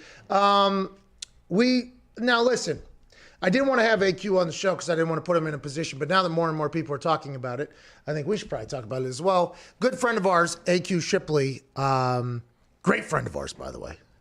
He's a hilarious individual, round mound of man, okay? A man who ended up playing, I think, 13 or 14 years in the NFL, went to Penn State, is Western Pennsylvania Interscholastic Athletic League Hall of Famer as a basketball player in high school, okay? He's a round body, short arms, man who's not supposed to be anywhere near where he is when it comes to putting a dent in the football world, has done all of us proud, to be honest with you. Done all of us proud. He is... was kind of forced into an early retirement due to an injury that occurred in the game against the Los Angeles Rams. I had a chance to talk to him the day afterwards, day after the game. And, it was a different AQ Shipley. He was, it looked like, and I'm not going to say this, I guess I should, it looked like he had just got done potentially crying. Okay. Now, he wouldn't call me when he was crying, for obvious reasons, because, he's super macho, man. But as a human who has lived for 33 years, it appeared as if there was a chance that those eyeballs were spitting tears out of them moments before. He calls in. He basically told me about the entire thing. So they're reporting that it was a re-aggravated neck injury. And I'm not 100% sure if that's what it is. Whenever I talk to him, although he had experienced this type of feeling before, whenever he was at Baltimore, I believe, he got what was a stinger where his whole body basically went numb or whatever. And then a couple of days later, he ended up coming back. This particular time, whenever he got hit, there's a column, I guess, that's around your spine that got enclosed a little bit too close. On this one particular hit he got where he was kind of off balance and he got hit and he said he lost feeling, all right, in his limbs or whatever. They go and get an MRI or a scan or whatever it was. And it turns out his column is too tight around the spine where he couldn't take another hit. And I guess we'll talk to AQ about this at some point. And I did ask him if I'm allowed to talk about this. He said, yeah, go ahead, because the news was already getting out there. The doctor was ruthless when he told him the news. AQ was not expecting the news from the doctor to be like, hey, you're not going to be able to play anymore. Which is basically what the doctor, and I don't know if it's because doctors just feel like, hey, if it's bad news, we just got to get right to it or whatever. But he said it kind of blindsided him a little bit to learn that he was going to have to retire because he couldn't take another hit ever again. And now I told him, hey, you shut out Aaron Donald right in your last game. That's got to feel pretty good. Maybe the best football player to ever play on the defensive side. You had a hell of a start. I think people saw that you could still do it. You still got it. And now you're going to probably go in a different direction here. He's going to try out coaching, I think, for a little bit. BA just told Pro Football Talk here for the last few weeks because he's already been in the building. He knows the facility. He knows the team. Maybe he'll get into coaching. Maybe he'll join us full time to do dumb stuff. Maybe he'll just become a great golfer. But he can't take another shot. They said that it could potentially be a big-time blow, obviously, to his life if he was taking another physical shot, maybe even, potential paralysis, I guess. So I let him know that, if he's ever got a problem with me, I'll leave his ass in a fucking wheelchair. That's what I say, immediately afterwards, So I think he was obviously in not great spirits, because football is the game he loves. Obviously, he's played it since he was a kid and everything like that. But now he's getting a chance, without his own decision being to see the other side of it here. And we're happy he's okay. We're happy that he still has all his limbs. We're happy his family is growing and awesome. But that is quite a blow whenever you have to hear that from somebody when you weren't expecting it, I assume. I mean, I can imagine. Think about any level. If you were a high school kid and you just thought you got hurt and you went in, you got an MRI, X-ray, and they tell you on the spot, hey, you're never going to play again. That would have a giant impact. That would be really tough to handle. Same thing college. Same thing 13, 14 years in the NFL when you're not expecting it. It's not something that you thought, hey, walking into this thing oh, this hurts. I hope I can get back on the field in a couple of weeks or something, to now you're done. See ya. You're going to be an assistant coach here next week. Wow, that's a lot to try to comprehend there, I think, right in the moment. Guys also, I think, because he's gotten that stinger before, where he's felt that way before. He said, he's like, I'd experienced that before. And so it was scary. He said it was very scary because he couldn't feel his arms or couldn't feel his legs for a little bit. And there's some stingers, I guess, that really, they make people look as if you're knocked unconscious, basically, because your whole body just goes like, and I don't know what it is. Is that a pinch, I guess? Is that what a stinger is? I'm sure you've had a couple. What are... I've never had a stinger, so honestly, I never really understood what happens. So you've never had a concussion or a stinger? What? Made of steel? What is that? Play middle linebacker? I've had tons of surgeries, but I'd never had a stinger. So guys who get, I think it's like a pinched nerve maybe or something that happens somewhere, either in your neck or back. Lose feeling, right? But guys just completely, you see guys just go down. And there was guys maybe potentially taking advantage of stingers to the independent doctors that were supposed to come in for concussions. And, guy would obviously be concussed. No, they get up, they'd act like it was a stinger or whatever. Even when these players are just like damn near unconscious and they can't even stumble. They're still like, oh, make it look like it's your shoulder, like as they're jogging off so that they can't go off the games or whatever. But he had one of these before. So I think he was walking into the results of that thing with the mindset and the idea like, all right, how long am I out? Or can I get back in? Is there anything we could do? And then he's just all of a sudden like, yep, well, by the way, that kind of came out of nowhere. But he's a great friend for all of us. I'm very thankful that he's okay. I mean, that's very scary to hear that you're something on your spine is tightened on or whatever. It's good they caught it. I mean, that's why they say, like, it's a good thing they caught it and they let him know that, because things like that, if you don't catch it, hey, it ends up disastrous usually. And so that's why you have the doctors there. But going back to the concussion thing, first, did you see Matt Stafford smack the back of his head off that turf? How hard that was yesterday? Oh, my God. That's a scary thing, right? Like, the worst, by far the worst, is the back of your head. And like, I thought, I was like, oh, he's not coming back in the game. But that dude's, he's not scared. Hey, and that turf doesn't budge. I was going to say doesn't. I thought we were going to go does I know, not. does not. Yeah, because it's just longer. Miscommunication. Try it again. Do it again. Hey, that turf does not budge. Let's get to the phone calls. Let's go to Keith. And that was like the fake punt, by the way. Yeah. Miscommunication. Great play design. Great play design. Good play call. Solid play call. That's what Mike McCarthy said.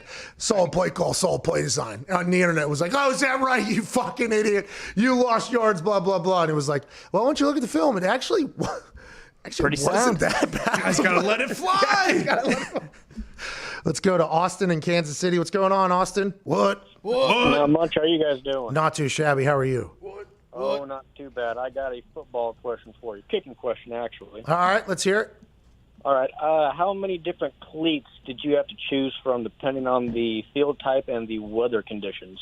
Oh, great question, Austin. Same time as most players, I'd assume. Because anytime you play, the worst was we played at Kansas City. I'm happy. It was the coldest game I've ever been a part of. Bruce Arians was our interim head coach. And at halftime, this was his halftime speech. It's cold as shit. Let's get the fuck out of here after winning this game. And everybody's like, yep, you got it. The field is frozen. Okay? So I go out there to warm up to punt early, and nobody else has really been on the field. And I knew the turf was going to be hard because it was frozen, so I had a flat on, like one of those AstroTurf, like flats with little stubs on it. Phil Rivers. Yeah, and I go out there in the field. It didn't look like like Phil Rivers. It didn't look like an ice skating rink though. It looked like the field. So I take my first real punt steps, two of them, right in front of the crowd that was there early too, which is obviously a very rowdy crowd if they're that early.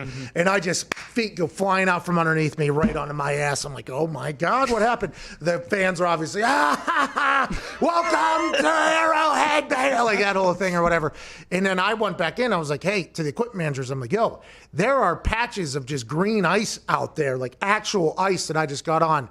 And it's kind of, the equipment managers are normally like your physicists when it comes to that. Like this cleat would be good for this particular type of situation. Whoa. And this foot and this, everything like that. So I didn't have much of those thoughts. It was normally the equipment managers that were like, hey, this will work best for you today. I'm like, hey, it's your job to think about it, not me. All right. Cleat scientist. How about you, AJ? Did you normally, did you guys just have ones, either the 7 studs or just the molded? Well, that was a big thing at Green Bay because depending on what time of the year it was, I don't know if you've seen it. There's pictures out there in Green Bay. They have grow lights that are over the field like all winter. I think they put them up starting in October and they run all night. Have you ever seen that? I have not seen that, but that sounds awesome. Is it just like a weed thing?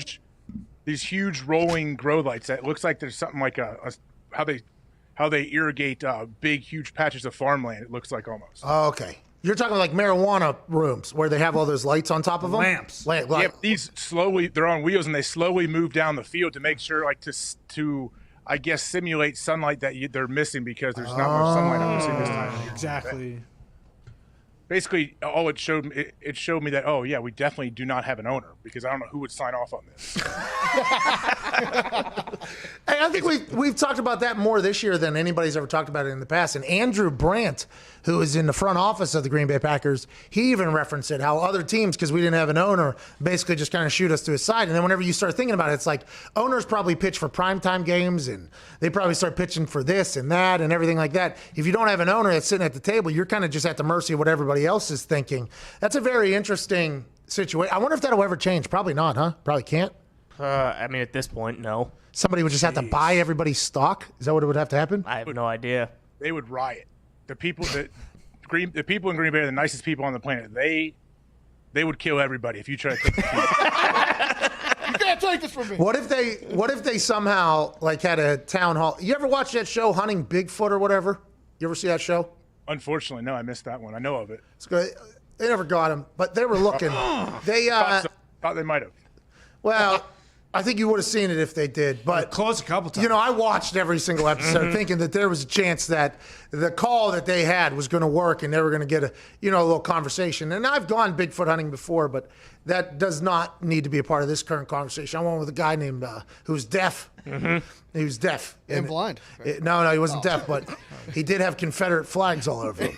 So I went into the woods deep in Georgia with a deaf man wearing Confederate flags, looking for something that revolves around about 90 to 95% audio stuff. So, I mean, there was a lot of conversation between my father and I that day whenever that was happening. I did not know that this man was a part of the Confederacy still. He lived out in the woods. I guess I should have guessed. I did not know he was deaf, okay? On the internet, it told me that this guy had seen him 5 times in 25 years and was a recluse. Wow. Yeah, so I was like, all right, this is the expert on it is going to be this guy. I get down there. We're talking jacket, Confederate flag, belt buckle, Confederate flag, and we're 2 hours already deep into the woods at this point to get to this guy's house. So there's really no turning back at that point, but it was an interesting day. Okay, a very interesting night. Did Bigfoot rip his ears off? Well, no, he had his ears, but he lived in the woods so long, he didn't have anything that like amplified his hearing, because I think doctors would probably do that or whatever. Sure. So he was just out there, couldn't hear a damn thing. I get there, I introduce myself. I might as well have not said anything. He didn't even hear it. I mean, it was a wild time. So I call my dad. Okay, I call my dad. We're about to do it. We get on top of like this mountain. And I'm like, yo, I'm looking for Bigfoot down here with a guy named Steve. I call him Confederate Steve. And my dad goes, why do you call him Confederate Steve? I'm like, he's got Confederate flags all over him right now. This is a wild time to be alive. I think he can sense I'm from the North and I'm undefeated in wars against him, but it is a... So my dad goes, so let me get this straight. You're out in the middle of the woods in Georgia with a man who has Confederate flags all over him, and it's like him and his buddies, and it's just you and one other person. I'm like, yeah. He's like, you're going to fucking die and you deserve it. That's what Tim McAfee told me, okay? You're going to die and you deserve it or whatever. But I found no Bigfoot that day, okay? They had this big call, too. They put up on a tree. We end up leaving. The NFL drug test me, by the way. I leave at like 4 a.m., 6 a.m. as soon as I got back into like civilization in Atlanta. It was outside of Atlanta there. So, I mean, it was a wild 24 hours there, okay? But they had to show, I was into it for a while is what I'm saying. They had a show called Finding Bigfoot where they would do these town hall meetings the night before they'd go. And it felt like they literally had entire towns there. Okay, so like the entire town was there, and they'd say, raise your hand if you've seen Bigfoot, and they're like 10 feet. Tell your story, tell your story, tell your story. And they draw a map. What if we had a big town hall with all of Green Bay, okay? And we told them, listen, we're just going to cut your stock in half, okay? We're going to own a majority, and we're going to try to make things a lot better for the Green Bay Packers, for all of us. So although your stocks are getting diluted in half, I think that we're going to get 3X, maybe 4X on the back end of that thing. Do you think that would be able to be something that happens with Packers ownership? Ty is one of the owners that has stock in it. Is that something you'd be willing to listen to? I mean, that sounds a lot like Facebook to me, you know? Yeah. Hey, we're going to dilute your stock. Everything's going to be okay, though. Everything's going to be okay. No, because you guys would have came over to California. You wouldn't have stayed in New York. Well, you know what I mean? That guy had a chance. Get Fucking chose not to. You might have Will Fuller right now. I'm not on that guy's side, by the way. Ed Savrin? The guy that gave the credit card and then fucking played victim at the end of that whole thing. Yeah, you didn't do the company, bro. You stayed. You try to get best of both worlds. Just fucking go in, pal. You know what I mean? Gotta commit. Gotta commit. He made out like a bandit, I believe. And too, so the Winklevi, if you create a Facebook, then create Facebook, is what he said. Instead of Winklevi. Now they created Bitcoin. Good for them. Let's go to Keith in Illinois. What's going on, Keith? Why don't the Packers just do that? Listen, let us take half your team. Bring in Bezos. Storied tradition. Bring him in. Just let us have it. We could. What would it do, though, Pat? the stock that Ty has is never going to pay him dividends. It's not going to ever make him money. It's not worth anything. Exactly. So who cares? Let's cut it into an eighth then. I get even more. Why would they let some big rich billionaire guy come in and own the team that they have been a part of for so long? Because they have not stepped up to the table when it had to happen to make things happen. Okay? Yeah. You run Brett Favre out of town. You're running Aaron Rodgers out of town. What do the fans do? They bitch and moan. Their words mean nothing. What we need is somebody who's a mouthpiece for those stock owners to be in the building, to be in the meetings and say, hey, we ain't happy about what's going on. And I know that's probably Ted's gig or whatever, but Ted's got no money in the game. So if it was his money being invested, maybe he could do the whole thing. That's all I'm saying is, let's get a seat at the table. I'm a Packers fan, now, for 11 weeks at this point. Yeah, that's right. I would like us to have a seat at the table somehow. I'm about sick of what's been going on around here. The players don't have to drive to practice with their cleats and helmets on. Let's do this thing. Lombardi would want it that way, so you watch your fucking mouth, pal. Oh, you think Curly Lambeau would? Yeah, he would. Storied tradition. AJ loved it. Could the stockholders appoint AJ Hawk to be the owner? I don't know. Keith, what do you want to talk about? I'm available. I am available. I need that. Pat, I got a question for AJ, actually. Is it about the Packers? It is about the Packers. Yeah. All right. We would like to hear because AJ's potentially the new owner. AJ, just curious. You hear all this negative things with the Bengals organization. How they don't have an indoor practice facility. They don't have, they have shitty food. Whatever the case may be. What's it like going from an organization like Green Bay, where it looks like the Packers players are pretty well taken care of, to somewhere like Cincinnati Bengals? Great question, Keith. What was it like the transition to Cincy? What did you learn? Well, that's a very good question. I would think the show or the place that is pushing the narrative that are so upset about not having an indoor practice facility is right here, the Pat McAfee Show on Mad Dog Sports Radio channel. Nobody wants to talk about for the players. I'll do it. Give them a that happens all the time. The players in Cincinnati don't talk about it nearly as much as Pat does on here on the show.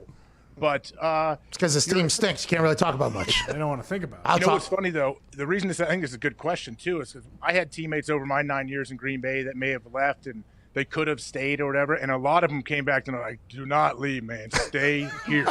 This is like, I was wrong. And a lot of them didn't have great experiences other places because it is true. Like in Green Bay, they're always renovating. They're always making things nicer.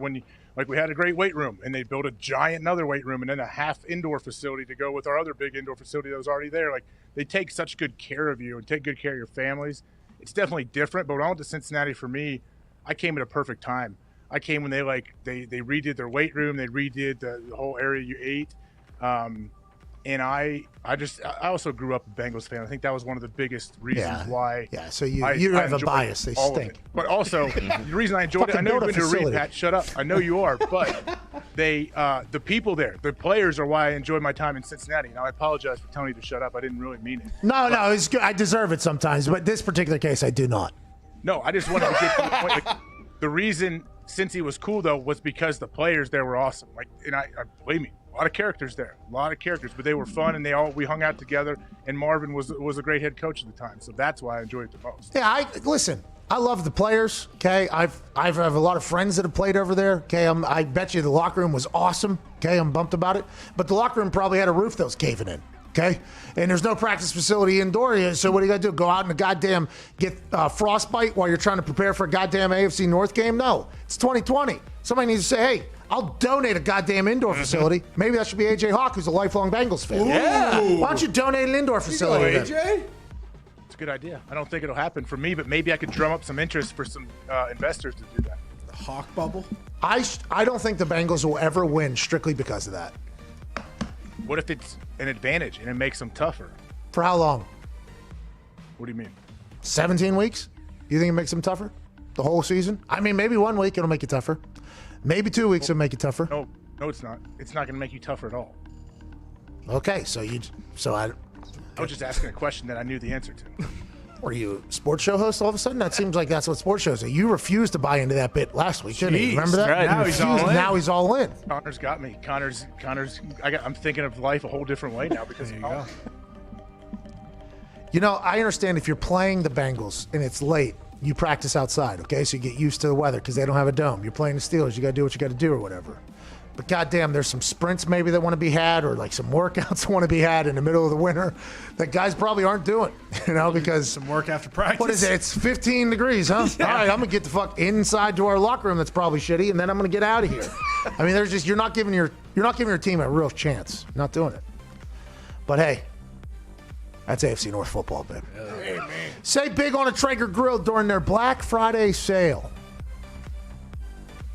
Thought it was big sale Friday. Well, so the Black Friday sale, Black and Black Friday, is for the company stays in the black. They don't make any money. Right. Yep. Which, by the way, so now's the time to take advantage of all these companies. They're not making money. They're giving away things at cost. Why Traeger? Traeger grills are fueled by all-natural hardwood pellets for true wood-filled flavor. Wow. They also have Wi-Fi, which lets you control your grill through the Traeger app. It's the ultimate convenience during the hectic holidays, because you might be back in the bathroom. Maybe you're in your bedroom, living room. Maybe you're watching TV, watching the Dallas Cowboys. You shit all over themselves. You can go to the Wi-Fi thing, bang. You can automatically either raise the temp, lower the temp, see where it needs to be. Yeah, it lets you control the best grill to ever exist. Remote. Wow. That's incredible. Yeah, I agree. Free accessory bundle with the purchase of any Ironwood grill today, which is over a $200 value.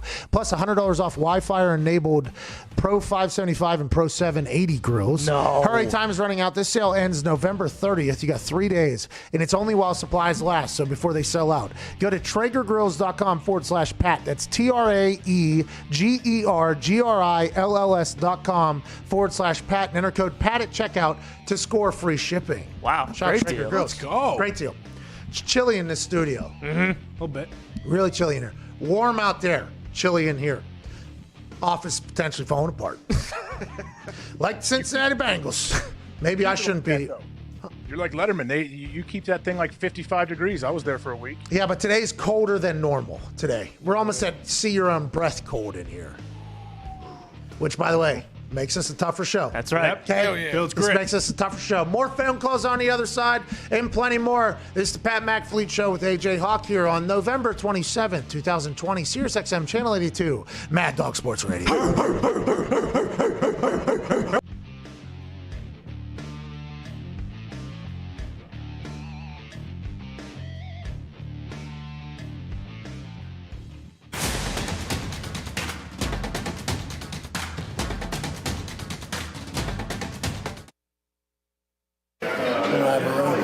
Up since 5:30 a.m. right now. Had incredible meetings though with the Memphis coaches and the Navy offensive coordinator. I recorded a podcast too. I mean, we got nothing but time. Nice dinner for Hasselbeck's birthday. This is my fault. I might be sleeping in the truck. It never ends, dude. I honestly don't know how it happens. You have a room? Yeah, it's a big room. You have a good room? It's nice. Take care of the boys. You know what I mean? I'll sleep on the street out here. I'll go busking with a guitar like I'm the next fucking Elvis. You know what I mean? I'll earn my way. This does seem to always happen. Are these couches available? Back to my pillow too. I'm gonna need it because I'm gonna be sleeping on a fucking bench. I'm gonna go to the bathroom and brush my teeth. Okay. Thank you. Okay, bye-bye. No big deal. Just walking the streets of Memphis with my sack here and my pillow. Walking in Memphis with no room to sleep in tonight. Walking in Memphis. Right now I can fall asleep, but I fight. Walking in Memphis. Instagram models posing on stairs. Walking in Memphis. A couple methods right over there.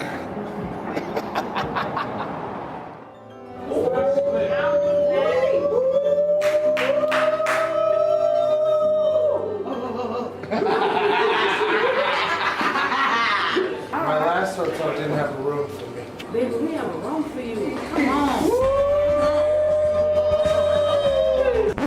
Hold up. Do they set up a room for you already? I found you, baby. I got you. I got you. I got you today. I appreciate that. Today is hour 14. Y'all take care of Patrick, all right? Boys! Huh? King of the castle. Look, a view of the pool. All right, so now I gotta go to a production dinner and then record a podcast. Let's go ahead and do this. It's going, dude. I mean, honestly, today's tomorrow. Tomorrow was yesterday. You know, it just all kind of runs together. It's kind of a long walk. Are you kidding? Yeah, it's a palace. This is special battle. We're going all night long.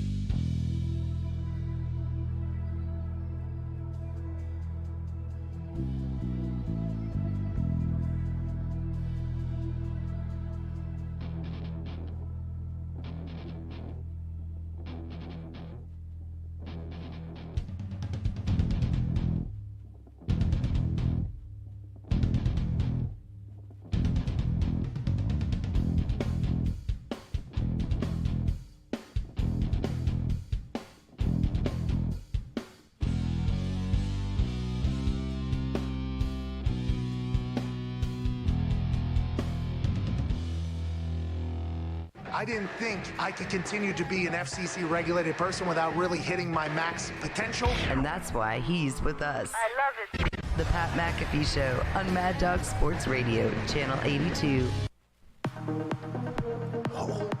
Welcome back. It's Friday, November 27th. We have 20% off our entire store right now. Store.patmcafeeshow.com. Joined by AJ Hawk. AJ, when you look ahead to these games this weekend, which we'll do a lot of in the third hour because there ain't really shit to talk about. Okay? So that's kind of, you know what I mean? We'll probably do that. Is there any game that you're kind of excited about? How about that Packers-Bears game? You get to play in a lot of those. Is that always going to be, what does blood ball mean? And do you just expect that to be a close game? Because right now, Packers are favored by 8.5. That's a lot of points. A lot of points. That is a lot of points. I guess they don't have a whole lot of faith in the Bears offense. 8.5, yeah, I guess. But the blood ball, so blood ball emphasis is what it was, I guess the term was. Back in the day whenever we were playing the Bears for a little bit early on in my career there, yeah, we would have a blood ball emphasis for the week, whatever that meant. We don't really know. I don't think anyone ever really found the true meaning of what it was, but hey, we got the point. What does it mean? So blood ball is just like up to your own interpretation of what blood ball is? I guess. I think the first time it was presented to us, they showed, right before they presented blood ball to us, they showed a clip of like all the matchups and all the violence that has happened over the years between the Packers and the Bears and the rivalry. Bang, boom. And then like basically, like, hey, this is gonna be a 15-round fight, guys. We need a blood ball. So Mike McCarthy, that's who you're obviously referring to there. It sounded like you were trying to do a little Pittsburghese there. I'm not sure who came up with it. Yeah. So Mike McCarthy goes, "Hey boys, this week we're not using Dukes. Okay, we're not using Wilsons. We're not using footballs. We're using blood balls." And everybody was just like, yeah, we are. And there was never a follow-up to that? Like, there wasn't one person who was like, excuse me, can we elaborate on what the exact definition of blood ball is? Is this just mean like, hey, we're going out there and we're going to try to kill each other? Is that what we got going on? Nobody even asked to follow up. That's awesome. Well, there's not a whole lot of follow-ups in team meetings. I think it kind of took it on a life of its own once it was presented. And it was basically just like, hey, this is why you play football. Like, if you're scared, get out of here. We don't need you. That's basically what it was. Like, hey, this is going to be a physical battle. It always is with the Bears. Throw the records out, as you like to say, that old cliche with rivalries, and just get it going. Dude, I wish I was there so bad. Me coming out of that team meeting. Blood ball would have been. Boys, I'm going to fucking bomb some blood balls. You guys need to go win the blood ball. Oh, my God. I would have been so pumped to hear that. Pat, think about it, though. There's a reason probably now 14, 15 years later that it's still talked about. Oh, yeah. Like that. Oh, yeah. I wasn't the only one. I would have been the only one talking about football. So that was every practice, I assume. I bet every walk. No, Aaron. Okay, sorry to cut you off. It makes me, now that over the years, Aaron is like, he's like you a little bit at practice, like yelling things to be stupid, just sarcastic stuff. He would Aaron would legit at times just yell as loud as he possibly could, blood, blood, blood, blood. Like if he made a stop on defense against like in 7-on-7 or whatever happened, he would go crazy. And sometimes during games, you could hear him yelling blood ball on the sideline. It was the best. Hey, we got a blood ball matchup on Sunday night, don't we? I mean, we got blood ball popping off in Chicago. Let's go. Cover the ball. Bro, 8.5 points is not a blood ball type game, I don't think. No way. Rodgers, after a straight-up loss, 7-0 his last 7 against the spread. Okay, so it is going to be. Blood ball has taken quite a turn. Yeah. It is going to be a 2-score game, it feels like. That's a bomb right there. Let's go to Eric in Memphis. What's going on, Eric? Oh, Memphis. Hey, what's up, Pat? Can you hear me? Yeah, you sound great down there in Memphis, bub. What's going on? What's up, Pat? I was going to call in and talk about Aaron Jones and Jamal Williams and a little bit of blood ball maybe, seeing who might get a little bit more of that. But I also had another question about grilling since you just did a Traeger ad. Oh, yeah. Oh, wow. Wood pellets going on right now. I love $100 off Wi-Fi enabled Pro 575 and Pro 780 right now. Whoa. And Great also models. free accessory bundle with purchase of any Ironwood grill. Wow. Yep. Wow. Right now. Serious? TraegerGrills.com/Pat, code Pat. What do you want to talk about, pal? Oh, yeah. So if we're rocking with the Traeger Iron Grill you just mentioned there, do you have any grill masters in the NFL? Like, I know Vince Wilfork was one, and then Lane Taylor up with my Packers is a big grill master. Anyone you've personally ran into? AQ Shipley is a good chef. Okay, AQ will cook. AQ loves cooking. He might actually. There'll probably be some series of him cooking. I assume he like cooks with actual chefs and shit like that. You know what else? He's good at self-awareness though too, because he knows if the cooking isn't going to be up to par. He's not afraid to pull the ripcord, order a couple pizzas for everybody, make sure everyone has a good time. Yeah, that's true. He put us in a terrible position. Terrible position. And he loved every fucking moment of it. That guy. Anyways, he's a good chef. We had a D tackle named Josh Chapman who was from Alabama, and he was captain of Alabama, and I think he was the first one. Him and Nick Saban were very tight, and we got him on the team. And he's obviously a D tackle, so he's a larger man. He was hysterical, though. I mean, one of the funniest humans I've ever encountered in my entire life. Old friend of ours, Jeff Gorman, did an interview with him for Colts.com about Thanksgiving. Video is electric. If we could find it, we should.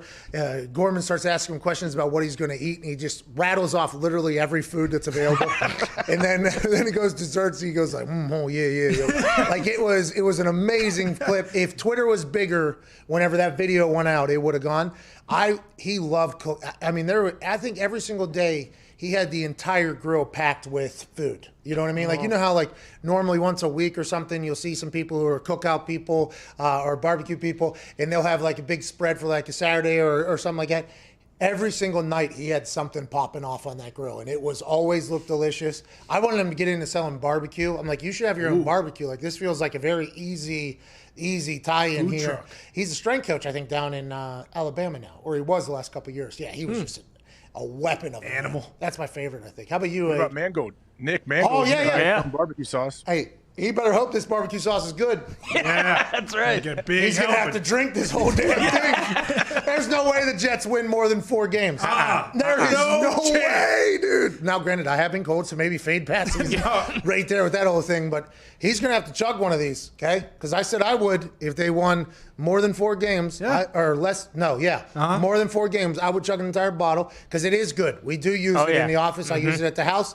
But chugging a bottle of barbecue sauce is going to be difficult. And Nick's probably going to have to do it because the Jets stink. So that's on him, not on me. There's no way. Sorry. Do you think there's any way he really thought they were going to win more than 4 football games this year? He kind of, I kind of put him in a terrible spot. It was kind of like that because, he does love the Jets, right? And it was immediately when everybody started burying the Jets even more than they normally do. And he was kind of coming out to the bat. And we had just lost to the Jaguars. The Colts had just lost to the Jags. So, I mean, there was some conversation between he and I. And I put him in a terrible spot because he had to believe in the Jets at that point. You know what I mean? It was so early. Like, he had to be like, yeah, I think they'll do it. And then they're not. They're nowhere near doing that. And there's no chance for him. That kind of sucked for him. But Joe Thomas, I think he does a lot of cooking too, right? A lot of those guys. He has a barbecue place. He has a barbecue place, yeah. And normally the big guys, though, do all the grilling and cooking stuff. The big guys. Yeah. What about you? Have you ever grilled anything? Yeah. I actually got a grill put in my house, okay? has gas line running from the ground. Okay, so that thing's always up and running. Wow. Mm-hmm. Yeah. Come on. Yeah, I'm not great at it. You've made subs in here before. Rudy subs, delicious. I was a food worker. Yeah. People forget I was a sandwich maker, sub maker. Best in town, they said. Too damn good. Too many Always people. ran out of bread. Always ran out of food because of how good we were. Let's go to Aaron in Buffalo. What's going on, Aaron? Hey, Pat, how we doing? Hey, not too shabby up there. You like anchor wings, huh? Oh, I hate to say it. They did originate it, but Anchor Bar wings are a little overrated. Yeah. I agree. They didn't evolve at all. They Really? said, hey, we created this thing. Everybody else is going to get better, bigger, more tastier. We're going to stick with the original, much like mashed potatoes. What do you want to talk about, brother? Anyway, happy Feel Good Friday. I'm actually on my way to work right now. I was up to par for 2020. I was scheduled for 2 today. I usually go in at 4, so I get to see your whole show. Let's go. I work 4 to 12 normally. Today, 2 to 12. So I'm like, well, at least I get to see 2 hours of the show. I watch every day on YouTube. And You get double time for Aaron, that. what do we? What's going on? You got to get you got to at least get a little Time and a half. Time and a half at least. The Bills, the Chargers, the best offensive duel on Sunday night or Sunday. Yeah, fuck it. Let's not talk about Bills. I think the Bills are going to win it, but I don't think they're going to cover. I think it's going to be a close game with John Brown out. The Bills' offense is not the same. Stephon Diggs will produce less. Cole Beasley will produce more.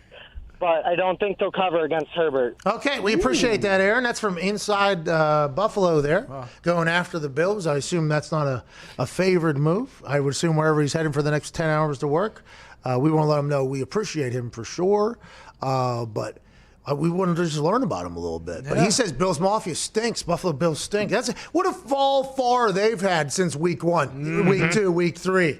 Bills aren't even in the conversation anymore. It's like Dolphins. Are the Dolphins going to be able to go over there in the AFC? That's tough for the Bills. He doesn't think the Bills can cover 4.5 at home against the Chargers? He said no, dude. He's got 10 hours to think about here coming up, too. He's got a Jesse in Washington, D.C. 10 hours? What the fuck's he doing? Is that maybe retail? They work Best them like Buy? fucking dogs on Black Friday. Are you serious? Oh, yeah. Yeah, you worked at Best Buy. Oh, there yeah. for a while. Long shifts. It is time and a half, but it's 16-hour day sometimes. And you're just sitting there saying, well, welcome. What do you want to buy your spoiled child today? Pretty much just hoping that there's not a massive fight in one of the aisles. Well, for that guy, too, the Mafia might go see him and smack him in the mouth a little bit. You're talking about Bills Mafia? Yeah. Yeah, it seems like from what Ty's saying, he'd much rather have that happen than have to work what he's about to fucking do. from what Free they lunch, say. though. Let's go to Jesse in Washington, D.C. Shout out free lunch, dude. Hey, what's up, Pat McAfee and the boys? What's up, guys? Hey, just hanging out. How are you, man? Hey, good, man. Actually, I'm from Washington State, not Washington, D.C. No, he had it right. That's on me. Oh, okay. Oh, no worries. I love you guys. Thank you for answering my call, but this actually, I was wondering if I can actually ask Gumpy a Dolphins question because I'm a huge Dolphins fan, and I know he's a huge Dolphins fan as well. Yeah. Awesome. So my question was, they just announced that Tua is questionable with the thumb injury. I was thinking that maybe that's like a little secret saying that, he's hurt so they can just plug in Ryan Fitzpatrick and kind of ride with him. What do you guys kind of think on the situation on that? Great question, Jesse. So he got benched last week, right? And then they said Tua will be back this week. Now he's questionable because he has a thumb injury. When did that happen? In practice? Yeah, it just came out a few minutes ago. What happened in practice? He hit his hand off of the helmet? Jammed it, yeah. Sabotage. Fitzy's, there's no way Fitzy's starting on Sunday, 100%. And the Dolphins obviously take on the incredible and really good New York Jets. New York Football Jets. That's not even on the list here. Yeah, I left it off. I just figured. Oh, is the whoever Patriots Jets are on there? playing. Yeah, Kyler Murray, dude. Patriots are on there. Not because of that side of it. I should have known Dolphins were playing the Jets. It was -6.5. It's -7 now. With Fitz going in there? Yeah. Oh, it's probably going to go Matt, plus 7.5, plus maybe 10, 8. maybe. Maybe. Here we go. It might happen with Ryan Fitzmagic gets going. Dude. What if Fitz throws 5 touchdowns? What are you guys going gonna to do? you have to stick with him for the rest of the season? Yeah, what the fuck are you guys going to do? It's a fucking mess. It literally is. It is. You bench him in a game, then you say he's going to start the next week. He gets a thumb injury or something in practice on Friday, so you put Fitz in. What if Fitz just goes ham this weekend? Are you going to go back to Tua? What are you going to do, AJ? You can't do anything. That's why if you're going to plug him in, you can't yank him at the end of the third quarter in a game that he wasn't playing that well. Like, you got to let him figure it out. I don't know. By doing that, you're right. Like, it's a double-edged sword for this team now. If Fitzpatrick comes in and he's the guy, and he is like the guy that we've seen him be, He will. And he will be. against the Jets. by the way. Revenge magic. Come on. Yeah. Then what? Then oh no, when Tua's healthy, he's getting back in the lineup, and then they're like, all right, Tua, they put him on IR or something for a thumb. That's what the Dolphins do. We fuck things up. Yeah, but just wait about the conversation whenever Fitz says, I felt like it was my team again. I got blindsided once again. Can't believe it. All right, hour 2 wrapping up here. Hour 3, we'll take some more phone calls. 1-888-MAD-DOG-6. We appreciate everybody's calls thus far. Hope you're having an incredible Big Sale Fridays. 20% off everything at store.patmcafeeshow.com. We'll have AJ, who has been hot in the past, a little chilly as of yesterday, give all his picks for the weekend. Big hour 3 on the other side here on SiriusXM. You got 6 minutes. Go ahead and take a shit.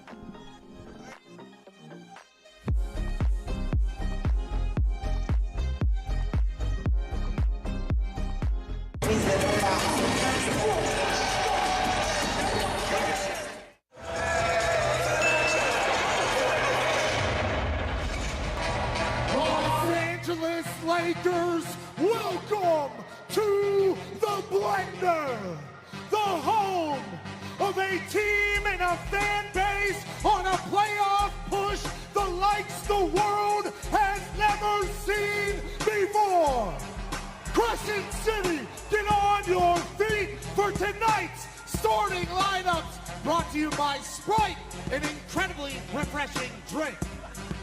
Starting at forward was the number 2 overall pick in the 2016 NBA draft. Now he's an NBA All-Star, Brandon Ingram. At forward, this man has been dunking on little white kids on the internet for 10 years. The incomparable, unstoppable 6'6" phenom, Zion Williamson. At center, standing at 8 feet tall, from Georgia Tech, number 22, Derek Favors.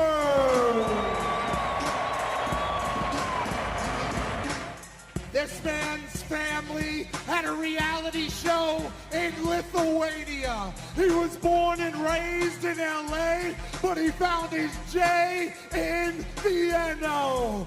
Lonzo Ball. And the OG of the roster. On the court, he's a monster. Braids hanging, shots banging. It's not Drew, it's Drew Holiday. Let's get this done. Thank you very much. Go Pelicans.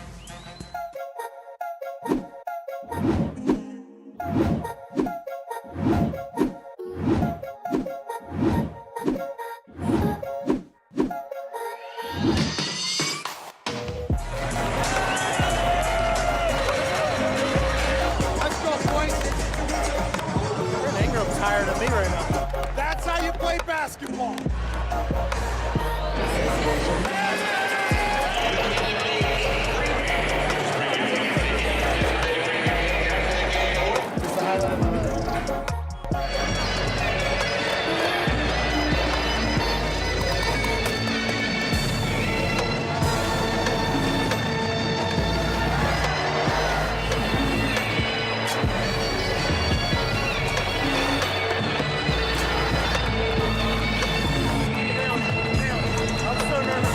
This will be a 5-bowler from the Red Panda.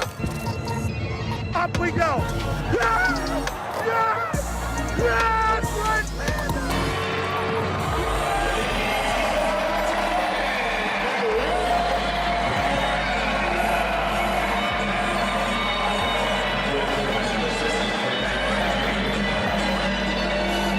What a legendary moment.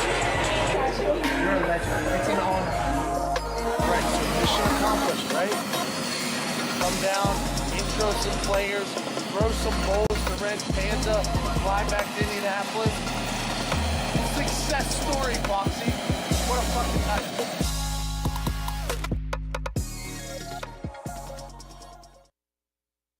Your motivational speech for our listeners to come back to McAfee and Hawk, a sports show, tomorrow. So, yeah, I'm not doing the inspirational thing. You like to do this and try to paint me into a corner and get all your little buddies to cheer and rally around and have the sarcastic cheer for me to do something like that. No, that's not what we do at all. You don't know us at all. So, yeah, I know your game. I'm older than all of you, too, I believe. So, like, it's not like I'm the little brother that you're taking advantage of. That's what you try to do here in these moments. I know. No. So I could hearing the guys' voices in the background. AJ. But yeah, I think right now we're in the weirdest time ever, Pat. We really are. Yeah, we are. It's a brutal, weird time. Stop clapping for me. It's not a motivational talk. Yeah, it is. Let's go. You have a 10 to 12 radio show still every day, correct? Oh yeah, I do. So yeah, and most likely at 1 p.m. daily, we're going to go on here and we're going to talk about what's going on and see free agency in the world. Where's a wall for me to run through? Thank you for that, AJ. This is so stupid. That's what we're talking about, AJ. AJ Hawk, AJ Hawk, AJ Hawk, AJ Hawk, AJ Hawk. Look good, feel good, play good. Play good, pay good, live good, die good.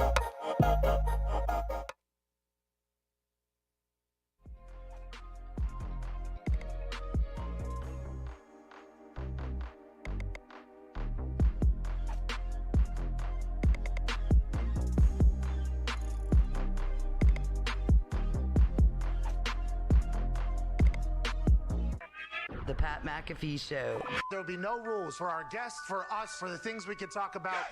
Speaking his mind. I've never had a problem expressing my opinions or my thoughts or anything like that. While being relatable. I haven't had that manufactured fake-ass celebrity that a lot of people have whenever they go on those big networks. I've had a chance to really build my crew, build my following, build my audience. And ridiculous. What am I supposed to do? So I'm supposed to look at something that I can definitely afford and say, nah. Is that what I'm supposed to do? The Pat McAfee Show starts in 3, 2, 1. Welcome back to the show.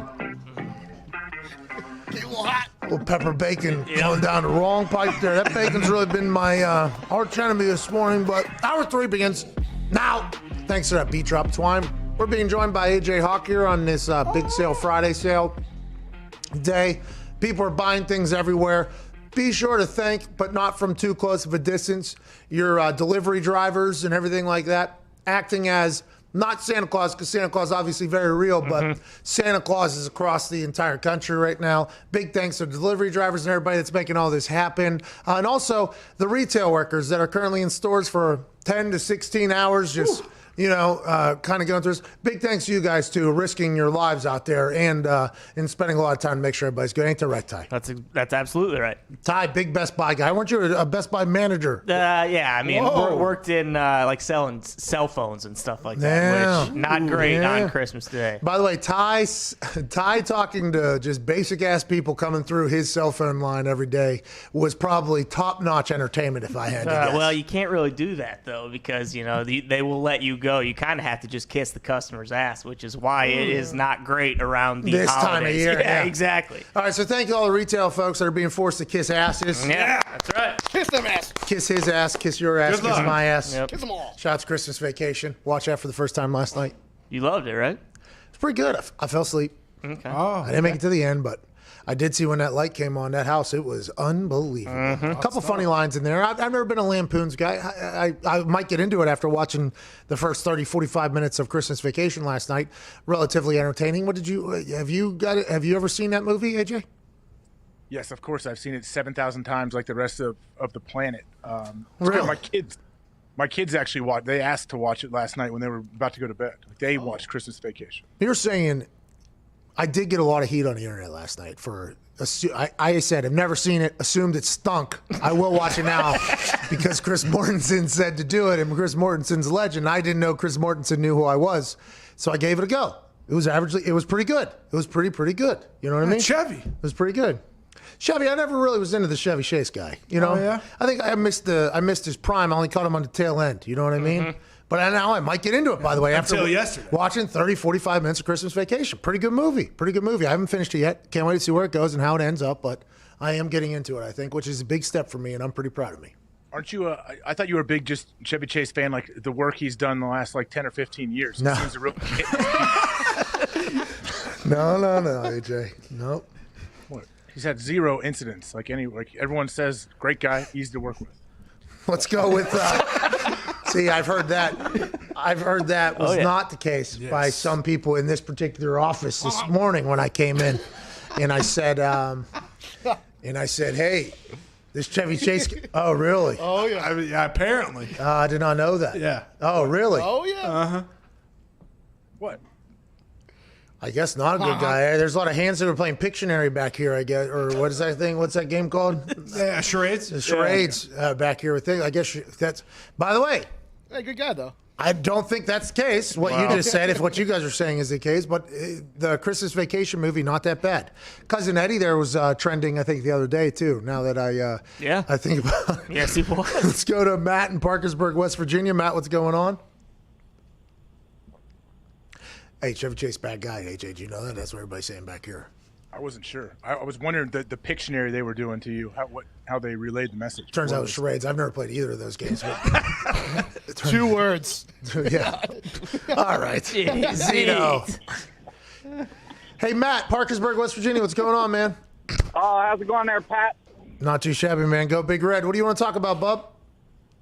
First off, I'd like to say A.Q. Shipley, goddamn American hero. Yeah. Out there sacrificing his career. Funny you say that. Tom Brady sitting in front of that monster, Aaron Donald. Yep. Damn right. That way Tom Brady don't have to sip his fucking avocado ice cream through a goddamn straw.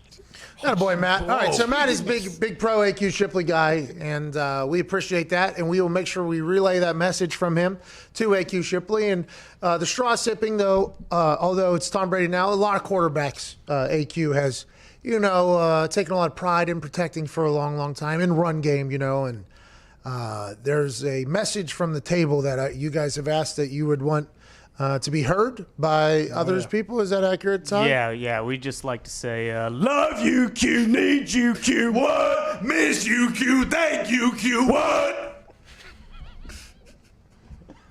To AQ Shipley, dude. Yeah. Who was forced into an early retirement because of an injury that happened on the field. Hell of a career. Hell of a career. Mm-hmm. Incredible. Could you do that one more time? Boys, please, from the top. Sure. Okay. Love you, Q. Need you, Q. What? Miss you, Q. Thank you, Q. What? Second time was better. Second time was better than the first, by the way. And I didn't think the first could get any better. And then the second one comes through and just bang. Here we so are. much better. That's unbelievable what you guys just did there for AQ Shipley. A man that hashtag thank you AQ is actually starting on the tweet that we put out about AQ Shipley retiring. Some breaking news here. AQ, by the way. AQ, hey, we appreciate you, man. Mm-hmm. Hate that this happened to you, to be 100% serious, but can't wait to see what you do in retirement. Can't wait to see what you do in retirement. Here we go. Probably going to get a better golf game, which is not great for anybody because he does get very competitive on the golf course and he does start talking whenever he's winning on the golf course.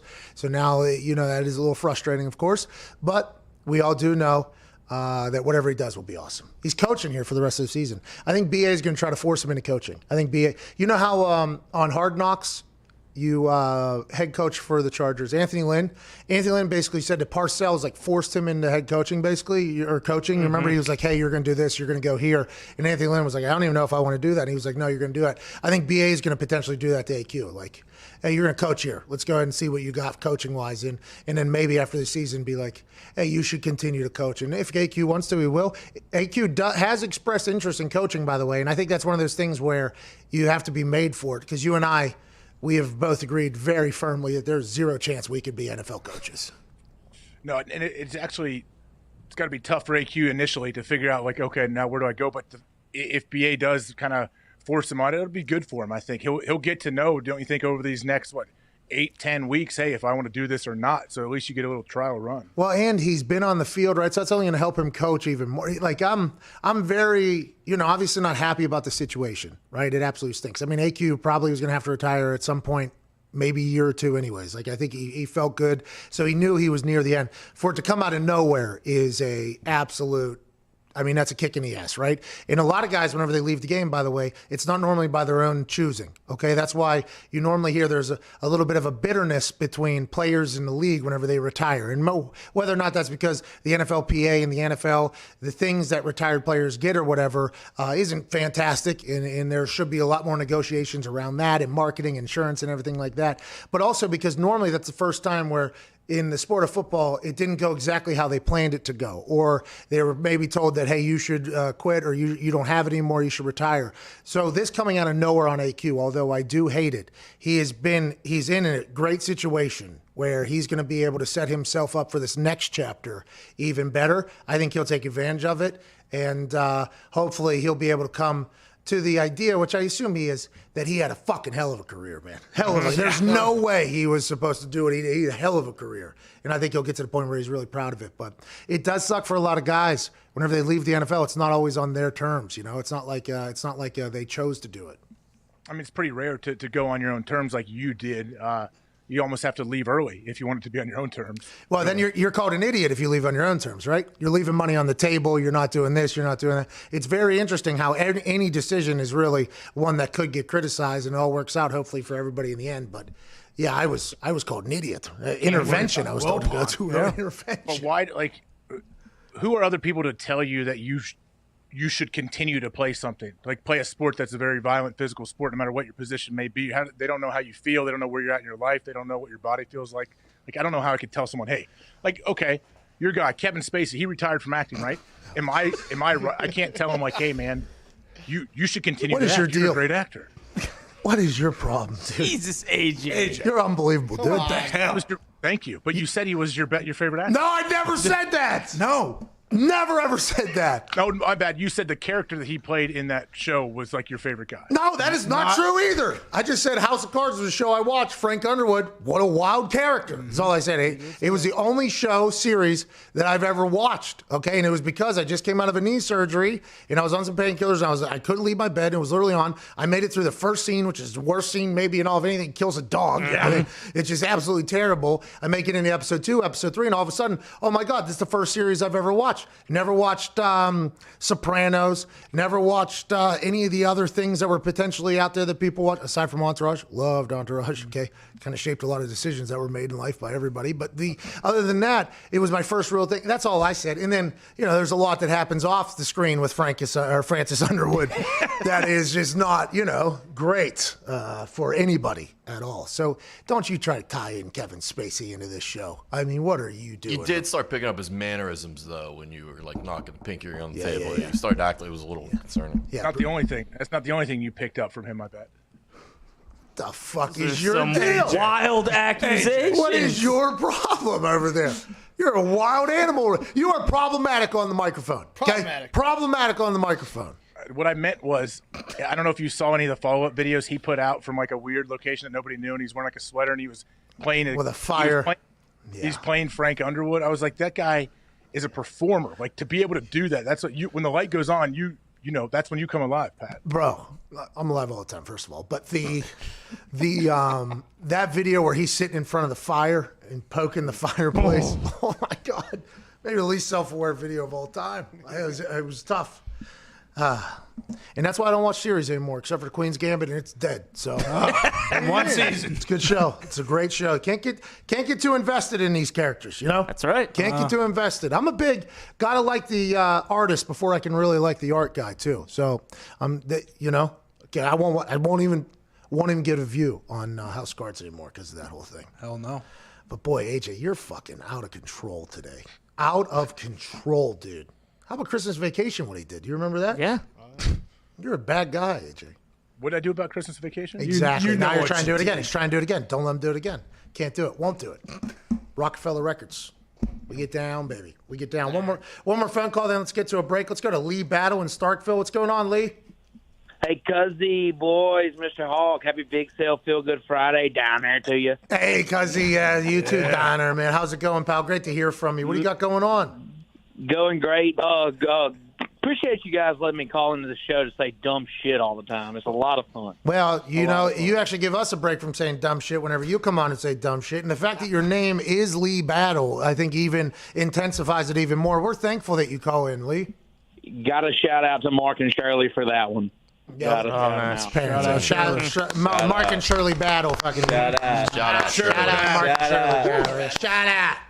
them. Shout out Shirley. Hey, I don't want to completely tank the ratings of the show. I will say at this point, If anybody's watching as bad as that division is, don't you just kind of want to see Alex Smith and Riverboat Ron make a run and get in the playoffs here from the NFC East?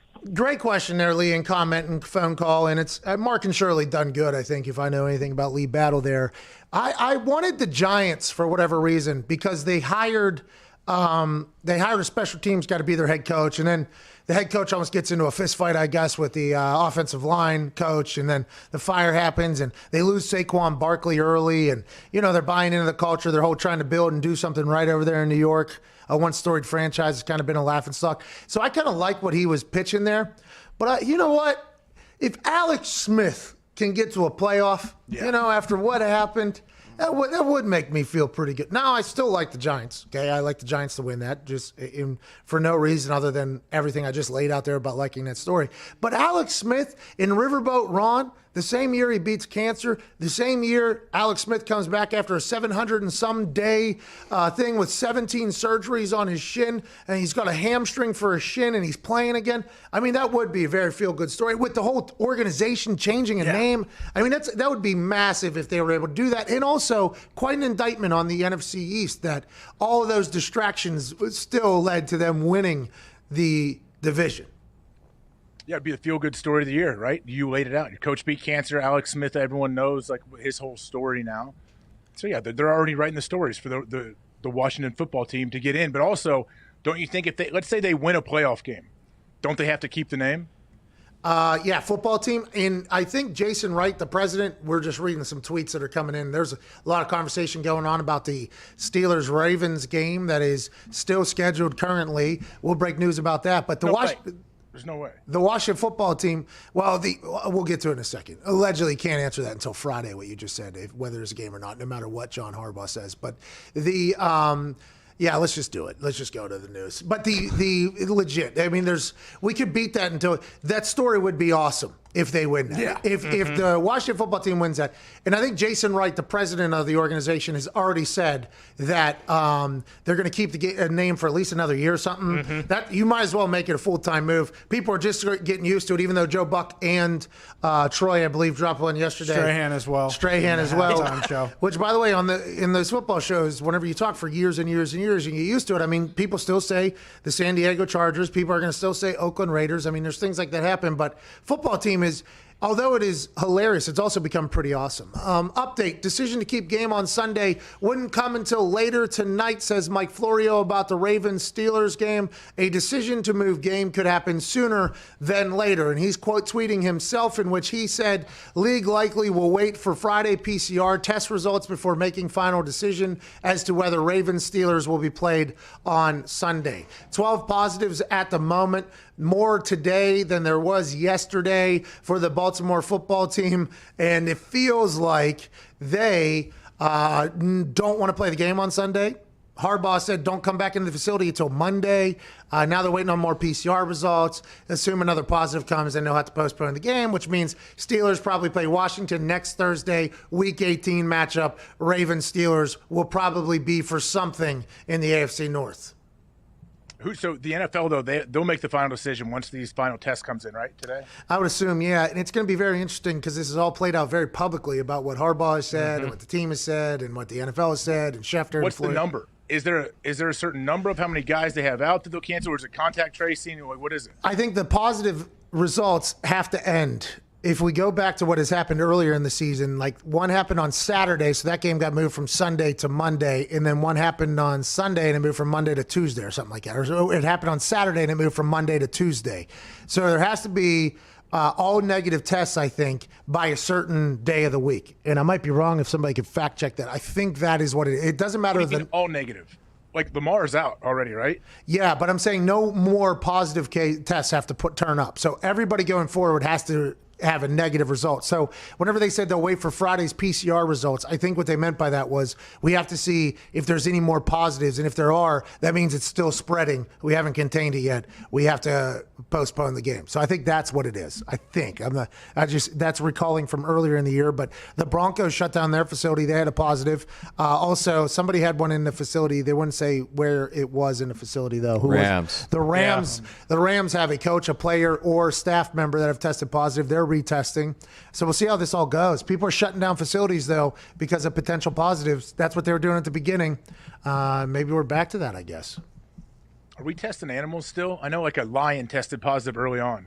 Yeah, and dogs, too, I think, had it there for a little bit. I don't know what their survival rate is, but that is something we should talk about. What team are they playing for? Oh, they're dogs? Everybody, dude. Dogs are after me, man. Gambling. I've been getting my fucking ass kicked, dude. Turn it around. Dogs are after me. Dogs are after me. Let's get to a break. We'll answer some more phone calls on the other side. This isn't a bad little Friday here. Now, I have heard that there's been quite a conversation in the YouTube comment section about this roasted brisket.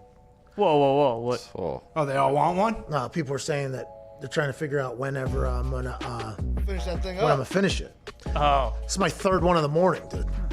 Can we take it easy? I stuffed 7,000 carbs inside of me yesterday, dude.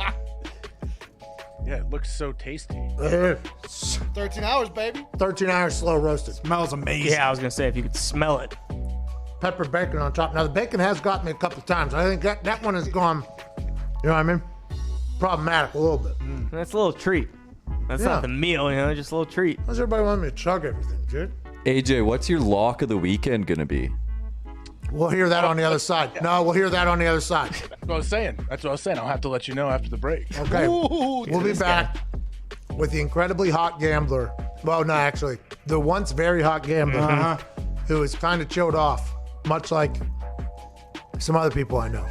Will give us his lock of the weekend on the other side. Let's all make money with AJ Hawk. This is the Pat McAfee Show, Sirius XM, Channel 82, Mad Dog Sports Radio, Feel Good Friday, Big Sale Friday, November 27, 2020.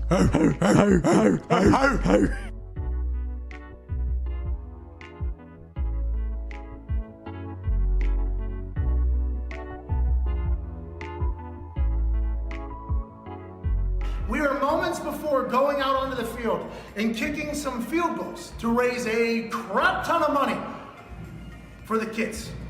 And I'm about to become an old man.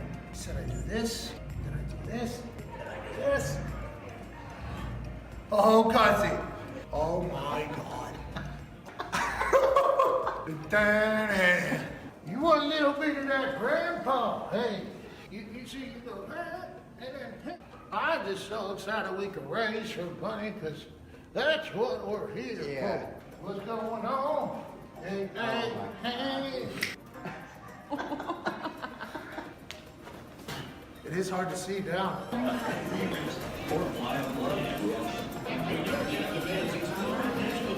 Cool, Grandpa.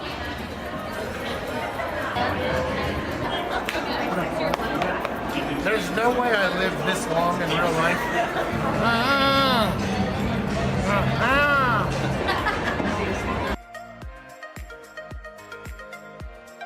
Ladies and gentlemen, give it up for our contestant and cheer him on as he attempts to raise $70,000 for cancer research. On your mark, get set, go!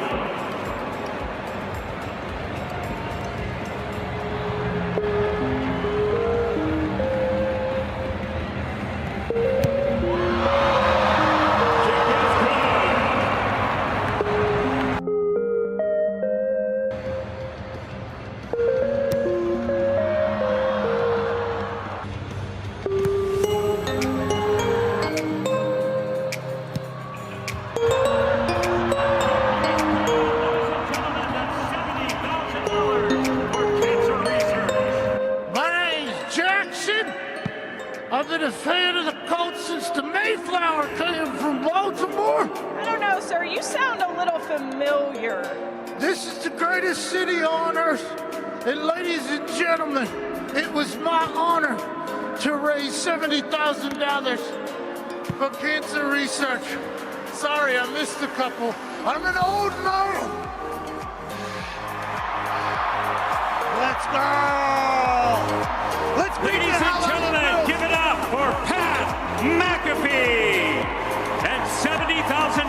towards cancer research. Go Colts!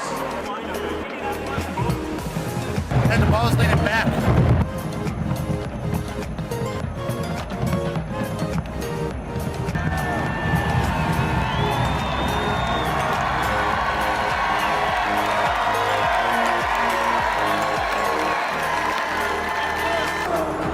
Couldn't see. It's a lot more difficult seeing. Hi! Old man's got a hammer.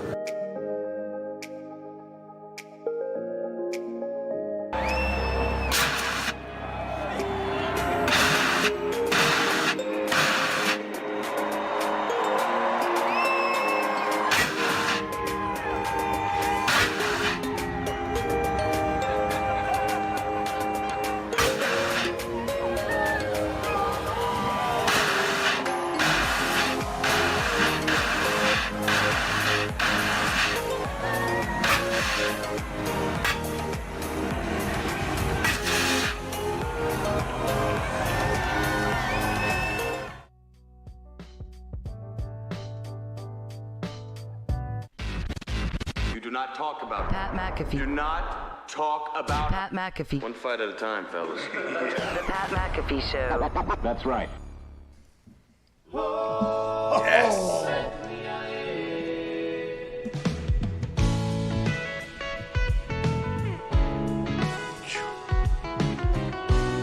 All right. I just hello bacon, bacon. You're just stuck in making me not be able to read. No.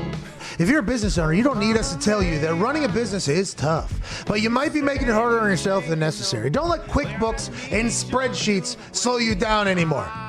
It's time to upgrade to NetSuite. Let's go. Stop paying for multiple systems that don't give you the information you need when you need it. Ditch the spreadsheets and all the old software you've outgrown. Now is the time to upgrade to NetSuite by Oracle, the world's #1 cloud business system. One day NetSuite would only be lonely. You get it. Yeah. NetSuite gives you visibility and control of your financials, HR, inventory, e-commerce, and more. Everything you need all in one place instantaneously. Nice. Whether you're doing $1 million or hundreds of millions in revenue, save time and money with NetSuite. Join the over 20,000 companies using NetSuite right now. Let NetSuite show you how they'll benefit your business with a free product tour at netsuite.com/Pat. Schedule your free product tour right now at netsuite.com/Pat. netsuite.com/PAT. Shout out to NetSuite, dude. Shout out. The best. Shout out to Late Night Special Bane for our band for Don't Leave Me Lonely here, which is an absolute heater. AJ, there is some breaking news in the kicking world.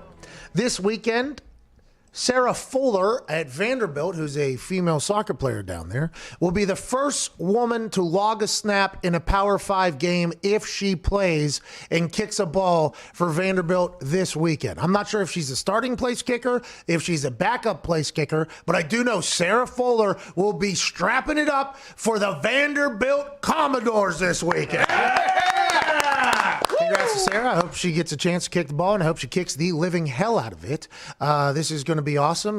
Now, granted, who knows if she's playing or not? I know that's probably a massive part of the entire record to be broke. If she's on the sideline, still cool, because I think she was on the soccer team, and then something happened to her kicker. Hey, we can do it. I don't know if she kicked in high school. I should know more than I do about this situation, but I hope she gets in there and she kicks the hell out of a football, makes the thing happen. Good luck to Sarah and to the Vanderbilt Commodores, who are playing who? Oh. Nobody knows. No idea. Sarah Fuller. Sarah Fuller. Hey, let's go, Sarah. Sarah Fuller. Let's do that. AJ, your thoughts? I think more girls should try to kick, should try to play football and kick, because like how many high school teams around the country are dying to try to find a kicker? Well, so if you're a girl and you're like, say you have a soccer background, I think you should try to kick the football from a young age. There's more and more girls kicking in high school games now. I remember back in the day, one would pop up and it was a massive news. Now I feel like I get tweets from more and more people that it's happening around there. It's pretty awesome. They're playing Mizzou, Zito says back there, Vanderbilt, Mizzou. Hey, what about? I'm surprised this would be the first girl in a Power 5 game. Didn't a girl used to kick at Colorado? Yeah, I don't know if she got on the field. I don't know if she kicked. Actually played. It said log a snap, right? So I don't know. I have no idea. actually log a snap. So you don't even have to kick. She could run down on kickoff team or something. Which, by the way, is always the question. That's always the thing that gets brought up. It's like, if something pops off, what if Sarah just blows somebody up tomorrow? What if she stick? They're playing MIZZOU.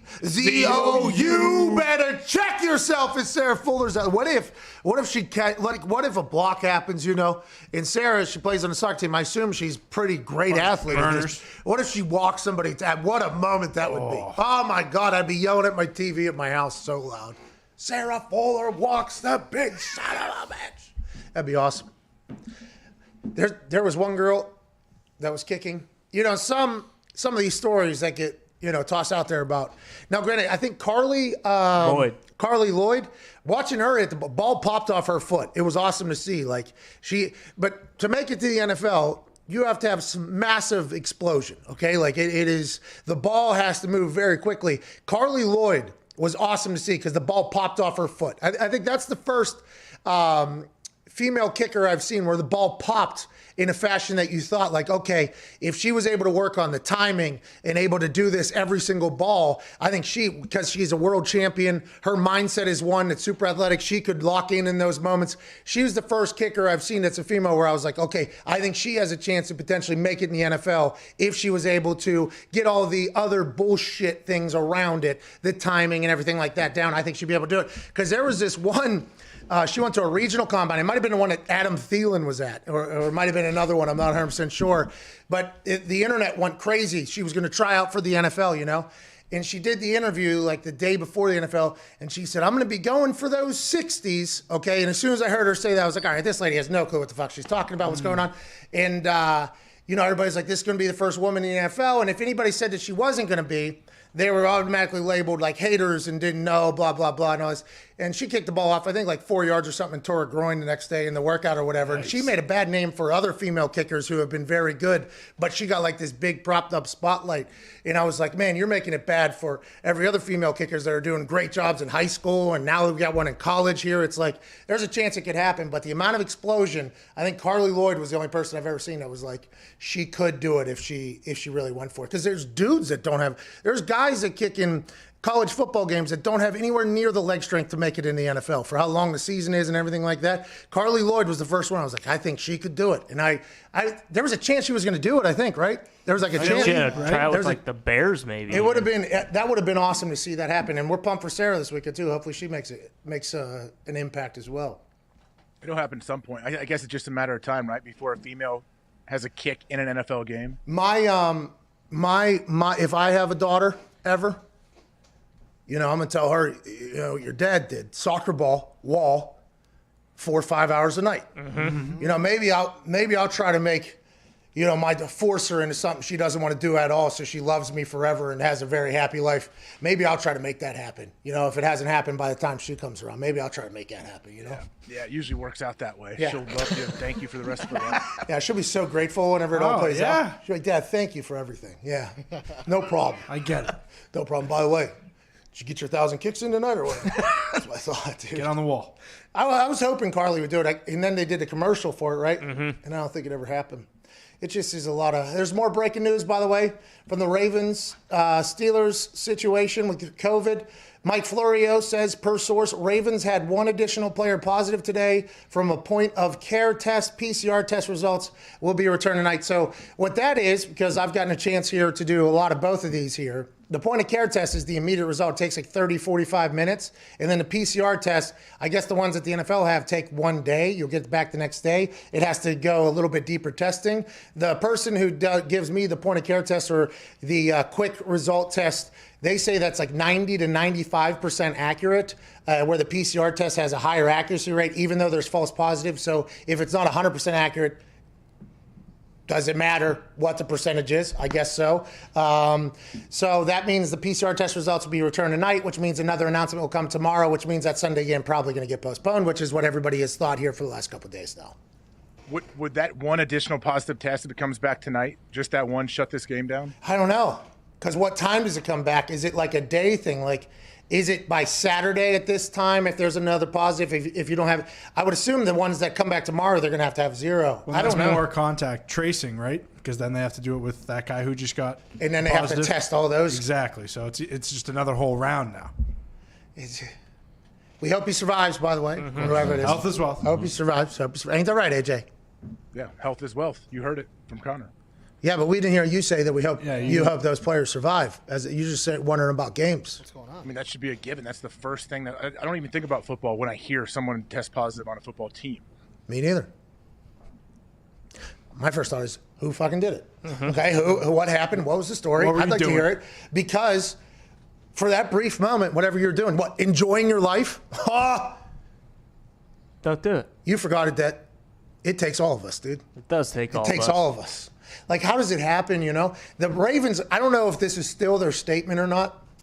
I'll tell you how it happens, by the way. For those that are new to the show, that was not a real question. That was a hey, we know they're humans, and the thought of them just not doing anything with anybody ever for an entire football season is wild expectation. But you get to play football, you get paid a lot of money, so lock it down. Okay, it takes all of us. But there's humans in there that could potentially. At one point, there was a tweet saying that somebody from the Ravens organization said that they thought they got it while playing the Titans, and it was like, well, the Titans have had 0 positives, so what's going on? How do we even think that? And I think they got the antibodies. The Titans, I don't even know if the organization can get COVID at this point. I don't think they can. The whole place had it with the antibodies. So there's always going to be stories that are going to linger. I wonder when we're going to find out about how and who and what happened to get all this stuff. Well, can they truly find out what? Obviously, when you're away from the facility, and aren't these players going to lie to them? Like, if you're positive and they interview you, aren't you going to lie? Like, I have no idea. I've left the house. Well, that's whenever they said that they thought maybe they got it from the Titans, because I would assume the players were told, no, we didn't do anything. I think we must have got it from that team that was dancing on the goddamn shield. That team that was dancing on the shield must have been bit on there. That's just, it must have been them. They had it. I didn't do it. Yeah. Call of Duty. Go check my hours. I'm logging. I haven't done a damn thing. I just sit at home the whole time. So somebody did something here. There's some news coming out of the Houston Texans organization. At My Sports Update says via Cameron Wolf, the Texans are releasing veteran wide receiver Kenny Stills. He'll go on waivers. Okay, here we go. Kenny Stills, wide receiver. Will Fuller had a big day yesterday. Kenny Stills, I don't think he's had that much of an impact as of late. He got hurt. Is he hurt currently? I don't know if he played. He didn't play yesterday. Last No, he was out. But he got released, so there has to be some sort of medical then. If he's hurt, there has to be some sort of injury agreement if that is the case. They say they just cut him, so that means he passed the physical, right, AJ? They can cut you in, but with a failed physical still, I don't know. I'm not sure where they're at right now. That would come publicly, I think, right? If he failed a physical, or was it, they would have to come to an injury settlement or something like that. It's described as a mutual parting. Huh. Okay, so I'm done with this. Get me out. All right, see ya. Oh, I can't do it. COVID. Let me take that. Elbows. Get out of here. Packers? Are the Packers going to sign Kenny Stills? They were trying to get Will Fuller, allegedly. Are they going to take the other wide receiver to the Green Bay Packers? He's going to go on waivers, waiver wire. How old is he? He's going on waivers. He's got $6.975 million in salary left for the 2020 season. So nobody's going to pick that up. Jeez. Right, let's assume Hard nobody's. to imagine. So he's going to be a free agent. Here we go. Where's Kenny Stills go? Does he immediately help a team if he's healthy enough to join a squad? He should go to Green Bay, honestly. Once he clears waivers, obviously he's not going to get paid $6.5 million for the rest of the year. 9-7. Go to Green Bay.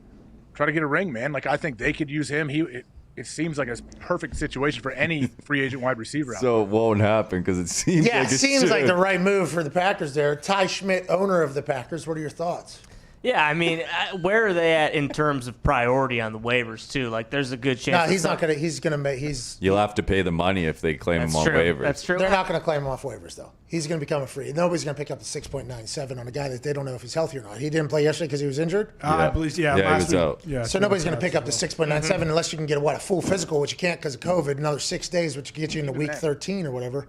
Yeah. Even then, even if he passed it, everything's good. Like, you're not going to claim him. Yeah. So he's going to be a free agent. He'll be able to pick wherever he wants to go. Well, yeah, I mean, that'd be great if we could get him, but He needs to know that they do not have an owner there. Okay.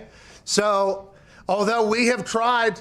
Okay, we have tried to say, hey, let's make a deal here. Let's have an owner. Let's have a seat at the table. Kenny, you need to know what you're getting into. You don't have an owner there, but you're playing for the one of the greatest fan bases in all of football in the Green Bay Packers with most talented quarterback of all time in Aaron Rodgers for a franchise that's going to be playing meaningful games. But you do not have an owner that's sitting at that owner's meetings, going to bat for the Green Bay Packers there. They're buffoons. They're not going to do it. He's going back to New Orleans or something. Yeah, he might. I mean, I don't get my hopes up at all because I know they're probably not going to do anything. So it's better to just stay away. Let's go to Jacob in Phoenix. You just give up hope. You've just given up hope. Yeah, I mean, hey, he just quit. He just completely quit his fanhood of the Packers. No.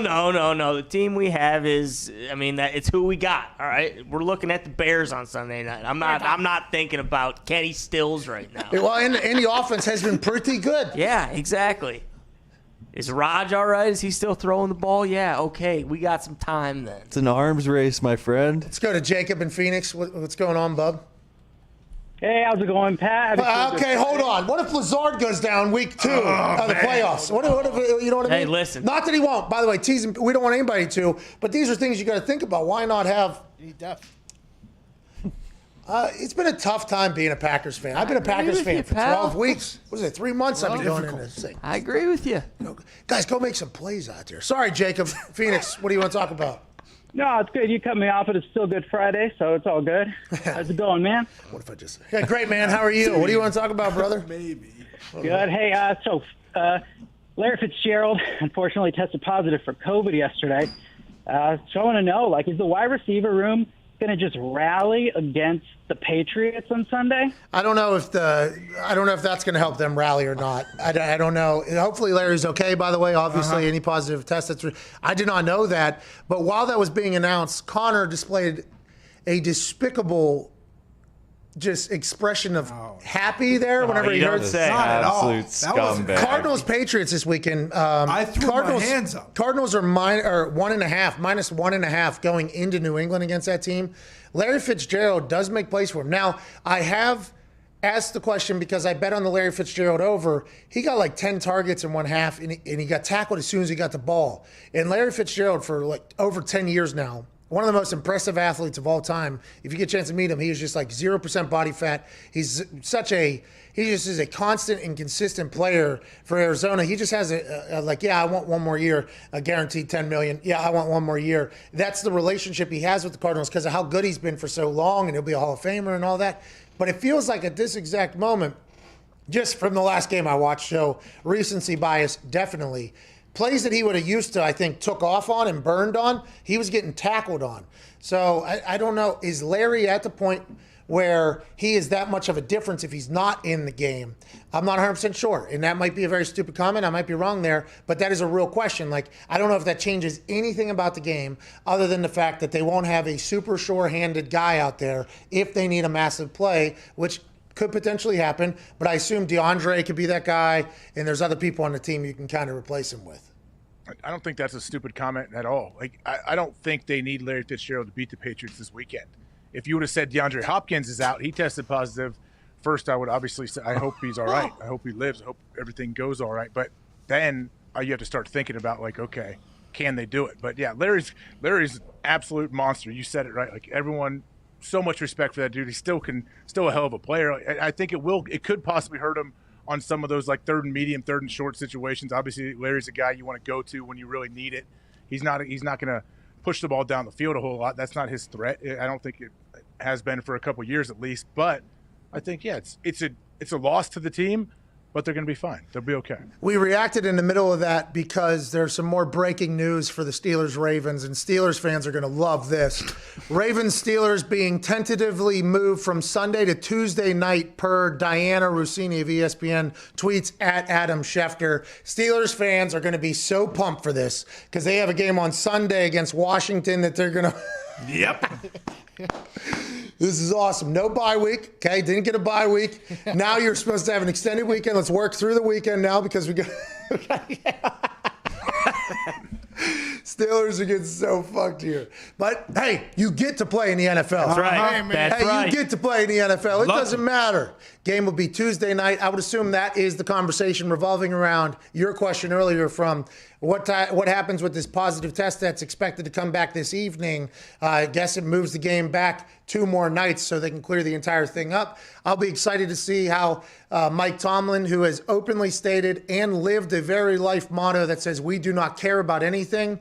But if you think about the humans in this, I mean, there has to be some frustration coming from the Pittsburgh Steelers and their fans. But now it's Tuesday night, which is good for all of us. We missed out on Ravens Steelers on Thanksgiving, but now we get Tuesday night. I would assume NBC, Collinsworth, Al Michaels.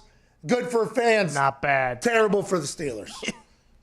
So, but if you're the Steelers, though, yeah, obviously their schedule and what's been going on and no bye week, that's awful. But at least you're going to play the Ravens without Lamar Jackson, though. Isn't that a bonus? You don't know because a certain amount of... That was going to happen on Sunday, not anymore. If they keep moving it back, if they move it back more, he's going to end up playing. Well, they're not going to be able to move it back anymore because if you move it back to Wednesday, I don't think they would do that. But I'll be interested to see because he has to pass how many... We know like in... Nick Saban had to pass 3, right? Nick Saban had to pass 3. I think it's 5 consecutive days. 5 consecutive days. Positives. Or non-positive, sorry. So what day is it now? It's Friday, so he would have to be negative today, tomorrow, Sunday, Monday, Tuesday. So today would have to be his first negative. When did Lamar get it? Yesterday it was announced. Yeah. Ravens are supposed to play Thursday as well. Mm-hmm. So that's going to get moved to Sunday, and then the one game next week will get moved from Sunday to Thursday. Here we go. All right. So we still are potentially looking at a Week 18. If there's another team, no. If there's all of this isn't for you. Week 18 would be much safer. There'd be more time for teams to, heal up and recover from certain COVID negatives towards their body. I mean, there's a lot of plus when you look at the Week 18 method and the 16-team playoff. All right, let's go to Matt in Pittsburgh. What's going on, Matt? How you feeling? Oh, well, Steelers fan, pretty frustrated. Yeah, you're right. Yeah, I could fathom. It's a bit slippy. Keep getting screwed over. Hey, I wanted to talk to you. First off, glad AQ Shipley's okay. Yeah. I have a spinal cord injury myself, so glad that's all good for him. Thank you. What are your thoughts on Love you, AQ. Love you, Roy Q. Miss you, Jr.? Q. What? Oh, good. No. Sorry, we're doing an AQ tribute there. What do you want to talk about, brother? Your thoughts on the Tyson's Jones Jr. fight? Oh, okay, Matt, great question there. I don't know much. I do know that Tyson has been putting out videos on the internet where it looks like he's going to kill somebody. Yeah. And I've been told Roy Jones Jr., great fighter. Okay, I like that a lot. I believe Mike Tyson is back to throwing refrigerators around with his wrists. I think this is potentially problematic. It's an 8-round fight, I guess. They will not be wearing headgear, right? They'll be fighting here. Hopefully not. Stephen A. Smith said on First Take this morning that he is worried about Roy Jones Jr.'s health. And he said he likes Roy Jones. He thinks he's great. But if you've seen those videos of Tyson, I mean, it's back. By the way, I assume this is going to do well pay-per-view wise, or everybody's just going to wait for it to get on the internet, and we're all going to learn a lesson in what pay-per-view is nowadays as opposed to what it used to be whenever people were asking about draws or not, because the internet will probably have a lot of these clips immediately upon them happening. But it feels like a Tyson left to the head or body is potentially going to end this thing. The videos I've been watching on the internet, it feels like that left hand is ready to potentially end the human's life again, it feels like. It's scary. And I assume you probably didn't see Roy Jones Jr. box when he was really going. No, I heard him rap though. And can't be moved, can't be stopped, can't be hood, can't be we hide when will. That was not the song. You got real close to saying what the words are there. You need to take it easy. That is a song we cannot karaoke past that line. Oh, okay. I said we will. I think I was singing a different song, to be completely honest. Sure sounded like it. Jesus Christ. So I know him as a rapper. I don't know him as a boxer. You a boxing fan? I mean, when Roy was fighting, yeah, absolutely. The dude, he had one fight where he played like a semi-pro basketball game the morning of the fight. Like he was wearing Jordan shoes. He didn't get touched one time in a whole round. Like he was so quick, so fast. He fought in multiple different weight classes. I don't know how it's going to go. I have no clue. I know he doesn't want to get hit by any of Tyson's shots, but I don't know. I'm curious to see what their endurance is like. Like, what does it look like if it gets to the 4th, 5th, 6th round? Yeah, 8 rounds is a long time. Mm-hmm. I would assume. I don't. Oh, also, I know it's a big draw probably for you. Jake Paul is on the undercard. I am pumped to watch that, by the way. You look at some of his training videos, he looks like a specimen right now. I mean, he is yoked and shredded. Them getting after it in the boxing, I understand that is probably great business and they enjoy it. I think they're, former Ohio wrestlers. They probably enjoy the workouts and the grind and everything like that. That's a hell of a way to go about, just continuing the career there. From YouTube bazillionaires to now professional boxers. Like, they want to be professional boxers. I respect it. I can never do it. It takes too much work, but they've put it in, it looks like, those two guys. Logan Paul's about to fight Floyd Mayweather. That's what I'm saying. I mean, I'm pumped for those dudes. I can never do it, but I hope Jake wins. That's what I hope. Who's he fighting? Do you know? Is he fighting a real only boxer, or is it another? Nate Robinson. Yeah, Nate Robinson. Nate Robinson, freak athlete, right? Yep. Freak athlete. He could dunk. I'm definitely watching that. Yeah. I forgot he was fighting Nate Robinson. These are good fights. Like, I'm actually when is it, Saturday night? Mm-hmm. Oh, yeah. Here we go. Iron Bowl will be happening. Alabama, Auburn. Auburn's getting 25 points, I believe, which is a lot of points. Saban will not be there because he is currently battling the COVID. And I guess there was a false positive earlier in the season, unless we've learned something new that you can't get COVID twice. We hope Saban's okay. He will not be there. 25-point spread on that. While that game's going on, let's hope it's at night. I assume it's at night. Maybe it's in the afternoon, whatever college game's at night. I'm going to flip over and I'm going to watch that fight. Where's it at? Is it on? I think it's on pay-per-view. Here we go. So you have to have Xfinity or DirecTV or something? Potentially. I'm sure you can buy it online, but how does any of that work? If you I assume YouTube would want a piece of the Jake Paul's thing, right? Can they not just have the pay-per-view on YouTube? Is that something you could do? Do people do that? They did. Didn't they do it? Weren't Jake and Logan both? Didn't they fight just on YouTube? Oh, yeah, over there in England. They did something in England or something like that. Oh, those dudes businessmen, man. I mean, think about it. What if you're Jake Paul? When he was on like a Nickelodeon show or whatever, and then he's on the undercard of a Mike Tyson, Roy Jones Jr. fight. Like, how does that happen? Fucking awesome. Just absolutely awesome. Amazing. Let's go to Ivan over there in Oregon. What's going on, Ivan? Oh, hey, what's up, Pat and boys, AJ? Hey, just hanging out. How are you, buddy? Up, pretty good. You know how that one guy called earlier and he was working at 10? I actually do that. I work Monday through Thursday and get 3-day weekend. So it's not Hey, we'll steal work from in the vitamin industry. Oh, you work in the vitamin industry? Yeah, the recreational vitamin industry. Oh, nice. All legal. What do you do? Grow? You're a grower? No, I work in packaging for one of the data companies. Oh, okay. They move a lot, huh? There's a lot coming through there?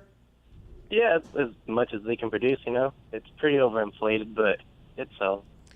Yeah, but 10-hour days, 4 days a week. I mean, that's a lot of fucking packing going on over there. These big boxes, bags. Sure. What do? You got a vacuum seal those things? No. It's just like you put it in like either a jar a gram at a time, or you put in some parchment paper and put it in a bag. Not that bad. Oh, I had some friends who used to do that. Pretty quick at it too, by the way. Little grabs. Yeah. It was fake weed though. They were robbing everybody. Yeah. Ooh. It was very rude. I don't know how it didn't cause more of a problem than it did. Anyways, what do you want to talk about, brother? It was problematic. Real quick, Connor's FanDuel commercial, probably one of my favorite commercials of all time. I actually got into betting because of you guys. Oh, nice. Hey, Lee, thank you for that. There was a lot of hard work that went into that with Connor, Michael Mansouri put that commercial together. Hell yeah. Hell yeah. Hell yeah. Hell yeah. You got one person to buy in, man. It's worth it. That's all you need. That's all you need. Just one. One person to smile, change one person's life. That's right. That's right. Thank you. Love you, Connor. What do you want to talk about, dude? I just wanted to kind of run the Oregon drug law by you guys. Okay, here we go. Yeah, you guys got meth out there. Here we go. Yeah, what are you doing? Yeah, I don't know. So what it is like if you've got heroin or MDMA, less than 1 gram is legal. If it's cocaine or meth, 2 grams, and mushrooms is like 12. Oh, shit. So they'll just give you a ticket as if like it was a traffic stop, but it's pretty much just going to keep people out of jails, but you're still getting in the system. They're going to try and put people in treatment and stuff. I don't know. We'll see how it goes. You're allowed to have more cocaine than MDMA? Well, how about heroin, too? Yeah. Yeah. The heroin thing's wild. It's going to be interesting. Heroin's sad. Like, just thinking about heroin right now is very sad. Obviously, we all know a lot of people that have passed away from overdoses and things like that, but that's like the whole experiment. Like, if you let people do it and you don't, will it make them not want to do it. Like, Europe has the drinking age of 15 or whatever, and it's a whole different story over there. But the generation that, is the part of the changing, I think, is the one you have to watch. It's always that first wave. Yeah, it's going to be very interesting. All right, let's get to Pepe in Mexico. Pepe, last call. Saved you for this. I can't wait to chat with you. What's going on, brother? Órale, cabrones! Happy Big Sale, Feel Good Friday, and belated Thanksgiving to you and all of your loved ones. Attaboy, Pepe. We appreciate you, man. What do you want to talk about, brother? Hey, even though we don't give a damn about Thanksgiving because we have no matters, everyone should stop, consume vitamins, be insightful, and be thankful for everything we have today. So let's fucking go. Yeah, that's right, Pepe. Well said, Pepe. That's right, Pepe. That is 100% right. Go ahead. Two things, Mr. McAfee. One, there was a little incident with your hammer that broke in one of the shows. Yeah. And ever since, the hammer has been a bit cold. Did you notice that? Do I have to send a Mexican shaman to fix that thing? Oh, okay. I don't know. We do have other hammers that have arrived at the office. Maybe it is time, since this thing has broke, to leave it on the... Maybe it's time just to let it go. Let it go. Let it go. Pepe, we appreciate you. Have a great weekend. Only got like 20 seconds left, Pepe. We love you, man. Maybe we do need a new hammer. We'll start that next week. We'll probably be chatting on YouTube about our gambling picks after SiriusXM Channel 82 Mad Dog Sports Radio wraps up here. We are so thankful for you. We hope you had an incredible Thanksgiving. We can't wait to chat with you on Monday. You are the absolute greatest people of all time. I have no idea if Chris Mad Dog Russo is next, but whoever it is will be better than this. Have a great weekend. Cheers. All right. You too. You too. One day, like you were lonely. You were lonely. My brisket smoked for 13 hours until AJ, we got to go through the games with you picking them. All right. You ready?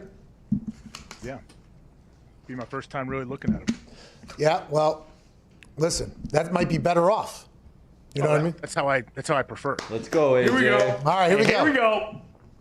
Tennessee Titans at Indianapolis Colts. The Colts are favored by 3 points. I thought of this one earlier. I did look at this, and you know what? I like the Titans. Titans +3. I knew you guys would be upset. Titans +3. No. Cardinals at Patriots. Patriots are getting 1.5 points. Cardinals without Larry Fitzgerald due to COVID testing positive. Yeah, Larry, it sucks that he is out, but I think the Cardinals have enough to get this one. I think they beat Connor's Patriots. Cardinals cover 1.5, he says. Chargers at Buffalo Bills -4.5. We were told earlier by a man named Aaron in Buffalo that the Bills stink and that the Chargers are going to beat the dog shit out of them. That man was in Buffalo he's currently 58 minutes into his 10-hour work day he has here. How do you feel about this? Bills -4.5 at home against the Chargers. I like the Bills. We got a West Coast team coming in to play in Buffalo. I don't know what the weather is like. It's probably somewhat average. It's not going to be too cold or windy. I'm guessing by what it's like in the Midwest. So I like the Bills. I mean, that's hilarious. You just out-rokered yourself, too, as well. Nice. I mean, I look outside my house. There ain't nothing. It's good. So, Buffalo, I assume it's going to be good up there, too. It is a clear day in Buffalo tomorrow. Oh, game Sunday, though. That's good. Tomorrow would be Sunday, Saturday. sorry. Okay, all right. Hawks know the weather. Appreciate it. I knew he'd be there. You got a goddamn bird eye up here. Let's go with Panthers at the Vikings. Vikings are favored by 3.5 at home against a team that beat the Lions by 20-0 last week.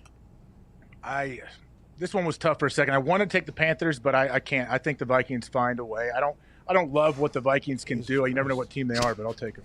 Are you serious here? Yeah. Why? I don't know. This just feels like one of those ones where you take the Vikings strictly because of how ridiculous the line looks, you think. You know what I mean? Yeah. Especially, like, you take the Vikings because it's like, oh, they think 3.5. That feels like that's a trap to go the other way. So I'm going to take – I like where you really feel that way, that you're not even thinking about it like – that's why I said really, because you're not even thinking of it like that. You're thinking of it as actual game. No. So who's going to be the quarterback for the Panthers? Should be Teddy. Panthers' run defense is awful, though. All right, I'll go with the Vikings as well. I'm on the Vikings as well. Hey, let's go get that win. Here we go. Come on. Here we go. Now, it is Fade Pat season, so you might be that's tough, sorry. Ravens at Steelers, which is going to be on Tuesday night now. We'll talk about that next week. Let's go to Saints. By the way, that's next week's game. That's not even. That game was supposed to be yesterday. That's a next week game now. All of a sudden. It's because some guy had to go get a few extra lifts in and forgot that it takes all of us. What is this? Strength and conditioning coach? Yeah. Come on, buddy. Hey. Disinfect the machines. The weights don't wait, dude. Let's get to Saints at Broncos. Broncos are getting 6 points at home against New Orleans Saints with Taysom Hill at quarterback. So I like the Saints to win this one, obviously, and I think they're fine. I think they cover as well. Yeah, I think the Saints are very, very good this weekend. That goddamn Saints defense is so good. Very legit. I like the Saints a lot as well, which is kind of tough for AJ here once again. Let's go Chiefs at Bucks. This is a game everybody's talking about. I think it's at 4 o'clock, 4:15. Yeah. Traveling down to Tampa, there will be a crowd. The Buccaneers will not have AQ Shipley this weekend, obviously. The Chiefs are favored by 3.5 points. How do you see this one going? The Chiefs win. I think they cover easily. Ooh. Oh, you think they kill this team? Yeah, I think they might win by 14. Wow. I kind of feel similar. What's the alternate line? Look at that guy holding the ball. That's all you need. I know. I wish we could get an alternate spread there, like 10 or 11, see what the odds are. Definitely. It is down. It is down to -3. So it's going the other way then. The sharps are in on the Bucks. For Lombardi said he was too, and I do not understand. So this might be one of those ones where we see the Italians that make money from doing this for like the last 25, 30 years, why they get something right, or maybe they'll just be wrong, which has happened this year. Alternate spread Chiefs -10.5 is +240. Okay, and can you stop buying so many sunglasses and maybe get an upgrade on the phone? Like, If anything, I'm just gonna get the mini of this new one that's coming out. I mean, I just looked at that thing. You should You not see the button? You see the button down here? Oh my God! It's a classic. It's disgusting. This dude brought 45 jumpsuits, 57 sunglasses. Good spend. Expensive ass sunglasses and got that.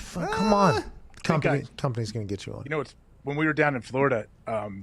I think I even mentioned to Connor, I'm like, oh, sweet, is that the new iPhone 15? Because it was so tiny. Yeah.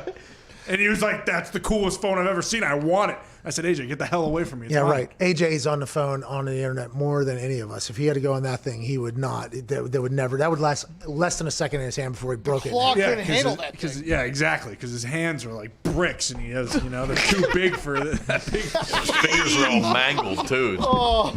Just palming it up. You can't even press the buttons the right way. I can't argue with you. Hold on.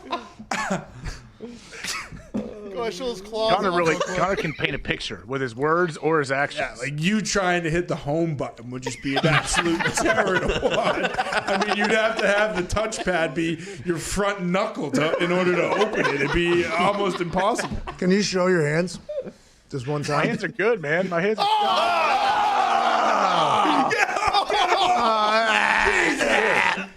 I can touch my foot. Look at this. Bam. Boom. Boom. Look at that. Bang. Look at the dexterity. Oh, look at that dexterity, You wish, dude. That guy could play the fucking piano. I bet if he had to. Look at those goddamn. Yeah, things. right. Niners at the Rams. Rams are favored by 6 at home.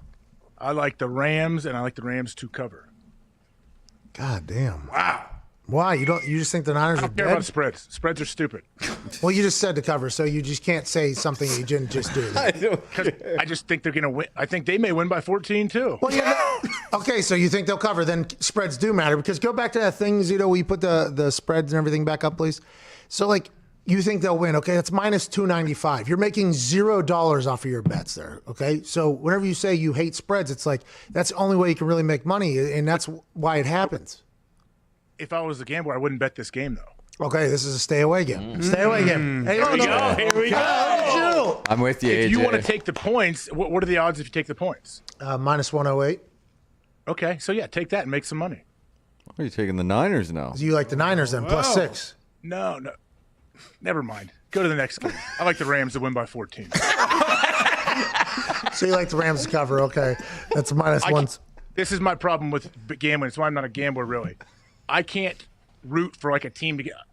I think a team's going to win the game, so that's what I'm going with. Whatever the spread says, if it's absurd, then I say no. I don't think they'll win by that much. But a lot of times when the spread is close, I'm like, yeah, they're going to win, and they're going to win by more than that. That's gambling. So AJ's like a money line parlay guy. Yeah, you have to have all 10 hit at the same time. Can we get the alternate spread for the Rams to cover by 14 over the Niners? Because you might have just put out another massive odds bet that you think is going to come home true. Rams at He's got that fucking dial-up phone. Yeah. Sorry, I had to connect to the internet and the satellite. Rams minus 14.5 is plus 270. Yeah, a lot of good money there. You bet 100, you win 270 right there. Interesting. Look at that. Look at it. All right, last game. Bears-Packers. Packers favored by 8.5. Chicago Bears, blood ball game. Hey, blood ball game in Lambeau. Aaron Rodgers favored by 2 scores. I mean, I like it, and I like them to win, but this is a big spread, though, man. Like, the thing that has me feeling pretty good about the Green Bay and taking this is that I don't know if the Bears are going to score 8 points. What do you mean? Do you think they will? Well, they start the game with 8.5. Just want to let you know that they start the game with 8.5. If you look at and Mitch is playing. I'm saying if let's say Green Bay only scores 2 touchdowns, then I think they may win 14-3. Okay, so they're going to cover. You say Packers cover. I also like the fact that Aaron Rodgers, after a loss, 7-0 against the spread. Yeah, I mean that has no effect on this game at all. At 0. But I guess the trends, and when you want to do that, that's how you do it. Sure. Bears are 5-14. Their last 19 against the Packers. AJ. Bro, why'd you just bury Gumpy's nukes? He never ends with this. He's from Canada. Hey, He's trying to get along, trying to have a living. How about the Texans yesterday? AJ -3. What about it? That was a rough game, wasn't it? Gump, what are you talking about? I used to drive to Windsor, Canada when I was 19 because you could gamble and drink there. Yeah. Did Gump ever go there? No. Gump hates Canada. First time I was with Toronto was with these guys. I'm on the West Coast, AJ. Yeah, that's a different world over there. Hey, some guy in Toronto. No, it's a different world in Canada in general, I think. Some guy got handcuffed out of his barbecue shop yesterday on Thanksgiving in Toronto. Wouldn't shut it down. I watched a video. This guy's smiling, walking out, getting in handcuffs, 6 cops. It's a good commercial. Really? All while Justin Trudeau's just going in blackface for the last 20 years? Oh, Jesus Christ. He did. He had to talk about it, man. AJ, it's a feel-good Friday, dude. That's Canada, baby. Blackface, Chevy Chase. What else, AJ? Did I lie? Gump, you know about it. You're from Canada. Did I lie? I do, AJ. I really do know about it. Oh, my gosh. You have one more gambling, too. What? Actually, it's not going to pop up. Never mind. This was Zito's surprise? This was a Zito surprise. The button disappeared. How does that happen? How does that even happen? There it is. Oh, yeah, here we go. Actually, great. This is great by Zito. I think this thing just started. Yeah, I didn't know this was happening. When is it? It's right now. Right now. We're probably going to go watch it literally right now. Where can you watch? I'd assume TNT. Yeah, it seems like a Turner thing, Bleacher Report thing. The Steph Curry and Peyton Manning being favored as much as they are, by the way, minus 174 to win. You bet $100 you're going to win next to nothing. And Phil Mickelson and Charles Barkley, if you bet 100, you win $134. This is wild because if it was Tiger and Charles, would it be different, or is it just because it's Phil? I think Steph and Peyton win this strictly because I think it's alternating shot, and Peyton and Steph get about a shot and a half handicap every single hole because Charles Barkley will drive one right into a tree straight to the right, I think. Oh, sure. Wait, who gets the strokes? Well, I think Steph and Peyton will because Charles Barkley, right, unless he's gotten better at golf, which everybody has said that he has, I think, in trying to hype up this whole thing. He hit one fairway, and people are acting like he's That's what I'm saying. VJ Singh now. That's an advantage of at least a stroke and a half every hole with Charles having hit. Like, even if what's Phil going to do? Drive every hole if they're doing alternating shot, and then Charles is going to putt it, off the back end of it or something? Like Try to. If this whole thing is alternating shot, I think Steph and Peyton will run away with this. Well, it says it's modified alternate shot, so I wonder if they have like some specific set of rules to try to keep it pretty close, because otherwise it will just be a runaway. Yeah, Steph and Peyton, very good at golf. Very good at golf. It has to. Yeah, they're going to have to even out somehow having Charles with Phil. I understand how good Phil is, but Steph is a scratch golfer better. So I think there's got to be something to help out the Chuck and Phil team. Has to be. I would assume maybe Phil gets a drive. Yeah. And Yeah. But maybe if Charles putt. hits any shots, like have you seen? Like I've seen Charles is the absolute man, one of my favorite humans alive. Oh yeah, all of ours. The guy, he's probably not going to hit many shots farther than 120 yards. Yeah, he stinks at golf. But they do have Phil Mickelson who can, you know, Phil can make up for it. Oh Do yeah. any shot, yeah. He can, and I understand. But Steph has played in the what's the tour, the Corn Ferry Tour. He's played in some events. Like Steph is a legit golfer. I know he's not a professional golfer, but him and Peyton, if Phil has Charles, like I just feel like it would hamper him so much. They have to do something for this. I won a prize at Thanksgiving yesterday at my house. It's going to make me probably a tour golfer, by the way. What's that? It's a putting thing that shoots the ball back to you. Oh, wow. Those are the best. Yeah, I needed it at the house, by the way. Got it. Now I'm probably gonna become a tour golfer if I had to guess. Everybody says the flat stick is my problem. Well, guess what? Just brought the entire workplace home. I'm gonna go to town, bub. My dog's gonna probably choke and die on a potential golf ball every once in a while, but I'll do the Heimlich on the dog. We'll save it. We'll get a good putt game going, and we'll be in the tour in no time. I believe you. Yeah, you said, oh, maybe I'll go on that senior tour thing. That seems like something to do. And they say like, well, actually, that's harder to get on than the PGA Tour because there's like 50 members of the senior tour, and all of them had usually just come from like a 25-year career on the PGA Tour, and they played golf since they were 2 years old. So what makes you think a retired football or baseball player can all of a sudden start playing a lot more golf and make the tour? I just think it's possible. You know what? Sometimes you're a real prick, AJ. No, he's not. Yeah, no, he he's not. is. No, he's not. Yeah, he the is. way he's looking at it as if it's him golfing. You stink at golfing, okay? We know you stink at golfing. Okay. Doesn't hurt my feelings. Continue. You stink at it, right? You are very bad at golf. Everything's relative. It's all relative. Stink compared to who? Everybody I've ever seen you golf by, you stink. I can shoot. Okay, if I play well, I can shoot 84, 85, but I can also shoot 99 or 100. So you stink. Yeah, I think that's what a lot of you. Yeah, I mean, you're right. So yeah, that is not good golf. I understand. Very inconsistent. I don't play a whole lot. But all I was saying is, first off, Nick, going back to you, if you're calling me a prick, I take that as an absolute compliment coming from you. So Well, you're right. You should. Congratulations, you guys having a little moment. You guys, though, I think you two should play a match. Put something on the line. Oh, am I playing one? Well, you're gonna have to give him 100 strokes. But. Yeah. What are we doing? What are we playing? Give me like 22 strokes and we'll play. Head straight up. I'm not that good. Wait a minute.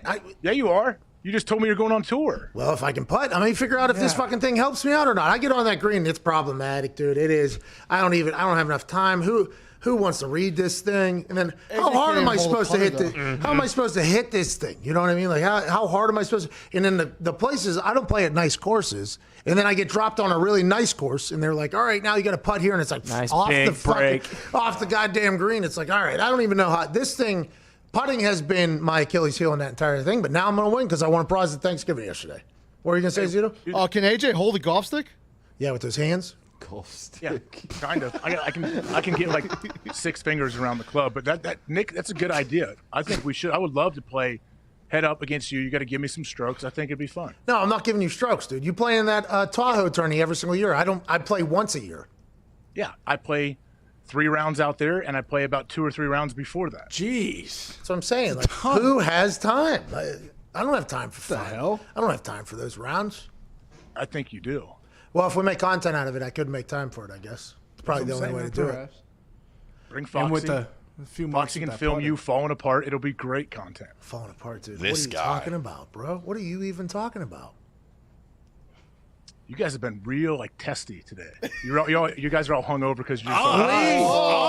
We have been testing. Don't put me into that, AJ. Don't put me into it either. But Gumpy, don't even Gumpy, don't even take any part of what he said seriously there, including the end, because whenever you take that seriously, then you're legitimizing the entire statement. Have you heard yourself speak today on the show today? Have you heard yours? I hope you listen back.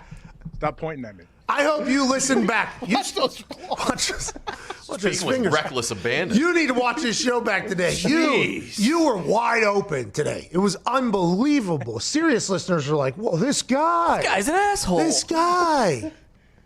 I didn't say anything that hasn't been said on this show before. That's the problem. that is the problem, you know? You also threw a goddamn grenade into Gumpy's bunker earlier, and just no big deal whatsoever. That guy doesn't matter is what you said. His entire existence, see you later, kick him back to Canada is what you said. You said he doesn't like Canada. I don't want him going back. Gumpy's the man. I love that dude. We don't want him going back either. We thought there was a chance yesterday, though. A federal agent's going to run in, grab him, and fucking steal him and throw his ass over the border. Day before I finally got my couch, it'd be a damn shame. We're in the Gumpy, process. Citizen? What's that? Is Gumpy? Are you a citizen? Of course, of course. Yeah. We're in the process. We're in the process of it happening. There's been a lot of paperwork. Believe my it or bad. Now I just threw another grenade in here. My bad. I'm sorry. No. This one isn't. This one isn't as bad. This one isn't as bad because we are in the process of doing it. It's just a lot. I mean, it is very difficult to get done. We had people have to write letters on behalf of him. Dot your I's. I mean, it was a full-on thing. But we're in the process right now. He won't be a citizen for 5 years or 6 years though, until he can take that test. Which there's no way he passes. I mean, there's if it's all sports questions, he might be. If it's American sports questions, he'll be okay. But that'll be an entire process too. Gumpy studying for that citizenship test half a decade from now. That'll be a good time. Well, that is why I asked the question, because there's a famous equipment manager in Green Bay, Red Batty, Gordon Red Batty. He's been there forever. He's from Canada. He was here like 20 some years before he was officially a citizen. He told me all the files he had to turn in. Everyone, Ted Thompson, the GM, I think, had to write letters of recommendation. Like, I was like, dang, Red, I had no idea you were fighting this thing for 20 years trying to make it. Yeah, it's not fun either. And it turns out it's pretty pricey as well, by the way. I mean, money that is being asked up front before we do this, before we do that. No guarantees. No guarantee. Yeah, you pay this, we'll open the file, but there's no. I mean, it is. Jeez. It's been very interesting to get old Gumpy in here, but we're in the middle of it. Sure. He just got a couch, so nice. He gets to sit down finally. It's Here we good. go. At his place. It's ready to get upgrades like life.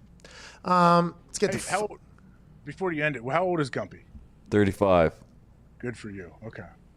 How old do you think he was? I thought he was either 19 or he was 50. Yeah. Yeah, me too. When I first saw him. Anywhere in between that range, really. Well, you got it right. Yeah, he nailed it. Smack dab in the middle. You're right. You got it right.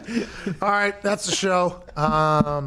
Thank you all so much. Store.patmcafeeshow.com, 20% off everything. If you can fit us into your buying today, we'd appreciate it. For every person that purchases something is automatically entered into a chance to win one of 3 PS5s that will be given. Just a little thank you from us to you. Also, the McAfee and FanDuel Thanks giveaway happening on my Instagram right now. Find the post where it's me and FanDuel as the Dumb and Dumber handing out money on the stairs. Read the contest rules. You can either win $500 of site credit at FanDuel if you're a gambler there, or $100 in store credit to our store, store.patmcafeeshow.com, which everything is 20% off. So if you get $100, you probably get more bang for your buck with that thing. If you'd like to participate in that, that's on my Instagram. The Arby's is Great winner we announced yesterday at Viva La Zito. Big winner. We got to sign that when everybody gets back to town. We'll sign that and ship that out.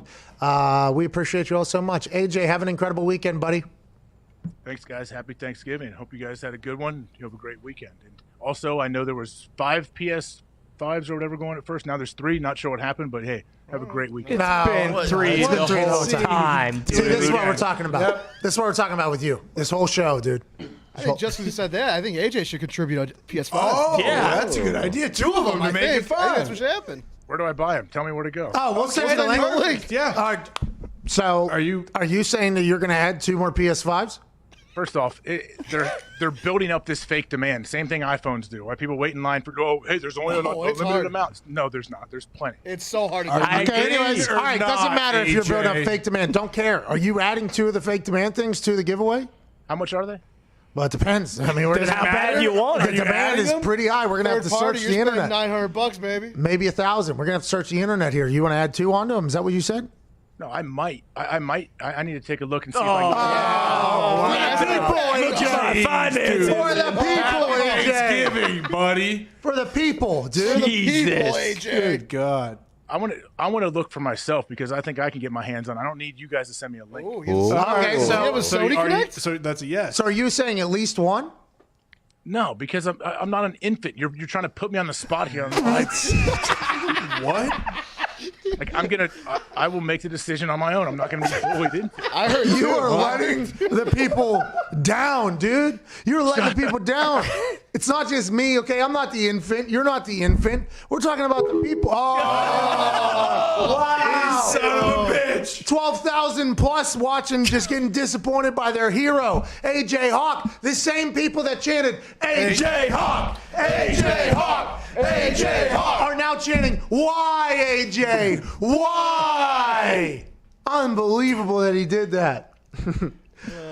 He got out. We did try to get him. We did try to get him and give him not two. an infant. What a line. He put I used to do that when I would do the Chuck Strong Foundation auctions, and hosting auctions, emceeing auctions, auctioneering. You get it. I was pretty good at it, right? Because I was very comfortable speaking in a microphone, but it's terrible. I mean, you're asking people for money, okay? You're trying to drum up these things that are, some people are obviously not interested. And then the Chuck Strong one always had great prizes. There was a lot of money in the room, raised over $1 million or maybe 10 million. I don't know. The amount of money that we raised in these auctions were massive or whatever. And it got to a portion where you gave away all of the prizes or gifts. A giveaway like, okay, a private plane and 10 people, field side tickets and everything like that. Nice, yeah. And I'll go for like, whatever, 10,000, 15,000. And you would get these other things. It was like a chance to golf on, Augusta or something like that, or Saturday Night Live, like all these really cool things. And then at the end, it would say, all right, now it's our massive money give or donation or whatever. And I was like, what's that? They're like, okay, what you're going to do is you're going to tell everybody just to donate money. Okay, you're just going to tell them to just donate money. And I was like, what are they getting back? They're like, nothing, just feel good. And I was like, okay, so they just watched the Saturday Night Live thing go away, a plane, golfing at Augusta go away, and all these things. And then we're just expecting them just to donate money. And they're like, yeah, and start at like 10,000. And then who wants to give 10,000? Let's give a round of applause. Your name will get up there. Yep, I'm like, hand it over. I'm like, okay, all right, that's a little difficult, right? That's a tough position to be in. Now, I think they do that just so that there's a couple of people in the room who want to donate a massive amount of money, but they want to legitimize it and they don't want to buy anything. They're just there to give money, whatever, So it's for that reason. But you're talking to a lot of people who, probably aren't just going to give away 10,000 or whatever. My teammates would have to come to that, obviously, and guys that play on the team now and guys that I would know. And, they're like, all right, if 2 more people donate 5,000, we'll go down to 3,000 or whatever. And I would just be on the microphone. Anthony Costanzo. Anthony Costanzo. Look at Costanzo down here. Anthony, what did you say? You love Chuck Strong. You said, and all these people, right? And you just see Costanzo looking at me like, you motherfucker. I'm forced to be here right now. And he goes, I'll do it. And I'm like, Anthony, what a hero. What a hero. And then immediately afterwards, I get like a text or something. It's like, not coming back ever again. I'm like, I'm sorry, I had to do it, man. Think about me up there, Anthony. What about me just dying up there? Yeah, and screwed too. I got like 4 or 5. I mean, as soon as I go up there for the auction, you would just see all my teammates just be like, don't you even fucking do it. Listen, they're forcing me to be here, and I want to be here, a great cause, but my wife would also like to potentially have dinner together, but no, we're here instead, okay? And I'm sitting with a bunch of random people that paid to be here, and this is a good cause. I absolutely love it, but let's not make me give up a night, have to sit with a bunch of random people, entertain people, which is not what I do during the season, and make me donate $10,000, okay? Can you not do that tonight? I'm like, you got it. And when I get up there, there's nobody donating, and we're not moving along, and there's no way this night ends, sometimes you just got to put people in a spot. It's like, hey, huh? Come on. Ryan Kelly? Yeah. Ryan Kelly was on his rookie contract. I felt so bad. He has since got paid, so that's good news, but I think I got 1,000 out of him. I felt terrible. But it went to a good cause. That's right. It's worth it. And if AJ would have donated a PS5 or 2 to this giveaway, just 2, it would have went to a good group of people. Would have been awesome. Oh, yeah. I'll tell you what, it's going to be tough, I think, for him to turn the YouTube commenters back around on him. They really want to, and I don't even know if he knows that. Over for him. I don't even know if he knows that he let down. Well, and remember, 12,000 people. He is one of those big whales. I mean, he made like $175 million during his NFL career. 200, I think it was 200 and some million or something like that. Especially with that click clack commercial. Yeah, exactly. The Under Armour endorsement was juicy. Didn't he have like 10 to 15% of Under Armour there whenever it first went? He was like the first athlete they sponsored, it seemed like. We all know how much money he made at Ohio State now it's come out. Not to mention the Hyundai commercials. Oh, the Honda commercials for sure. Oh, and then also cereal boxes. Yeah, he's got his own cereal. That the cereal that we used to have. Buckeye Heroes. The cereal we used to It's gone. It is gone. No. Yeah. Him Schlegs in general. He was in like 1,000 commercials too. Yeah, the commercials for sure, but You know, they sold 10 million boxes of these. Yeah. Think about how much money he's making per box. What, even if it's a buck or two? Think about that. Even signed those bad boys. Oh yeah, he signed them too. They doubled the cost. I mean, that's 20 million boxes. I mean, what was his signing bonus? I think it was 160 million. Yeah. He's sponsored by Twitter. He was wearing their sweatshirt last week. Just a PS5. Come on, dude. Two for the people. $800, dude. We found out what happens when you put a hawk in the corner. It just flies away, though. Oh, Zito said he didn't even. He just flew away. Bye. Just said didn't even say bye to the people. He said no PS5. We all saw it. We all saw it. Despicable. Should I add in another PS5? I guess just for the. Can you find one? It's so hard. I don't think Doesn't so. sound like it was that hard to AJ. Oh, That's maybe I'll ask AJ to get him. Yeah. For the people. For the people. You know what I mean? That's the only way he wins back YouTube. Let me. He's gonna think that we're not on the air still. Let me. I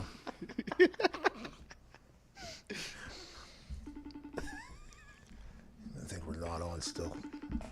There's no way he answers this, by the way. He stopped answering these like 3 months ago. Son of a bitch. We talk every day, okay? Don't need to FaceTime me. Hey, AJ.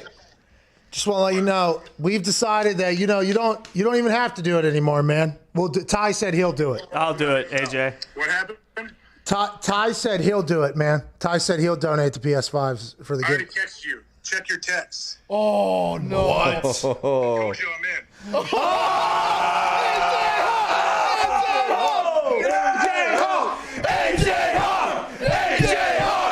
at that. How many? 2? I said 2, yeah. That's why I sent you a text like 3 minutes ago. Wow. AJ, you're a hero, man. Wow. These people are so pumped right now, dude. These Wow, people. the chant's gone. Yeah, we're still alive, yeah. Oh, okay. My connection cut out. Oh, yeah. All right. Thank you, AJ. Wow. What a hero, dude. What a guy. What a AJ Hawk. Yeah. AJ Hawk, dude.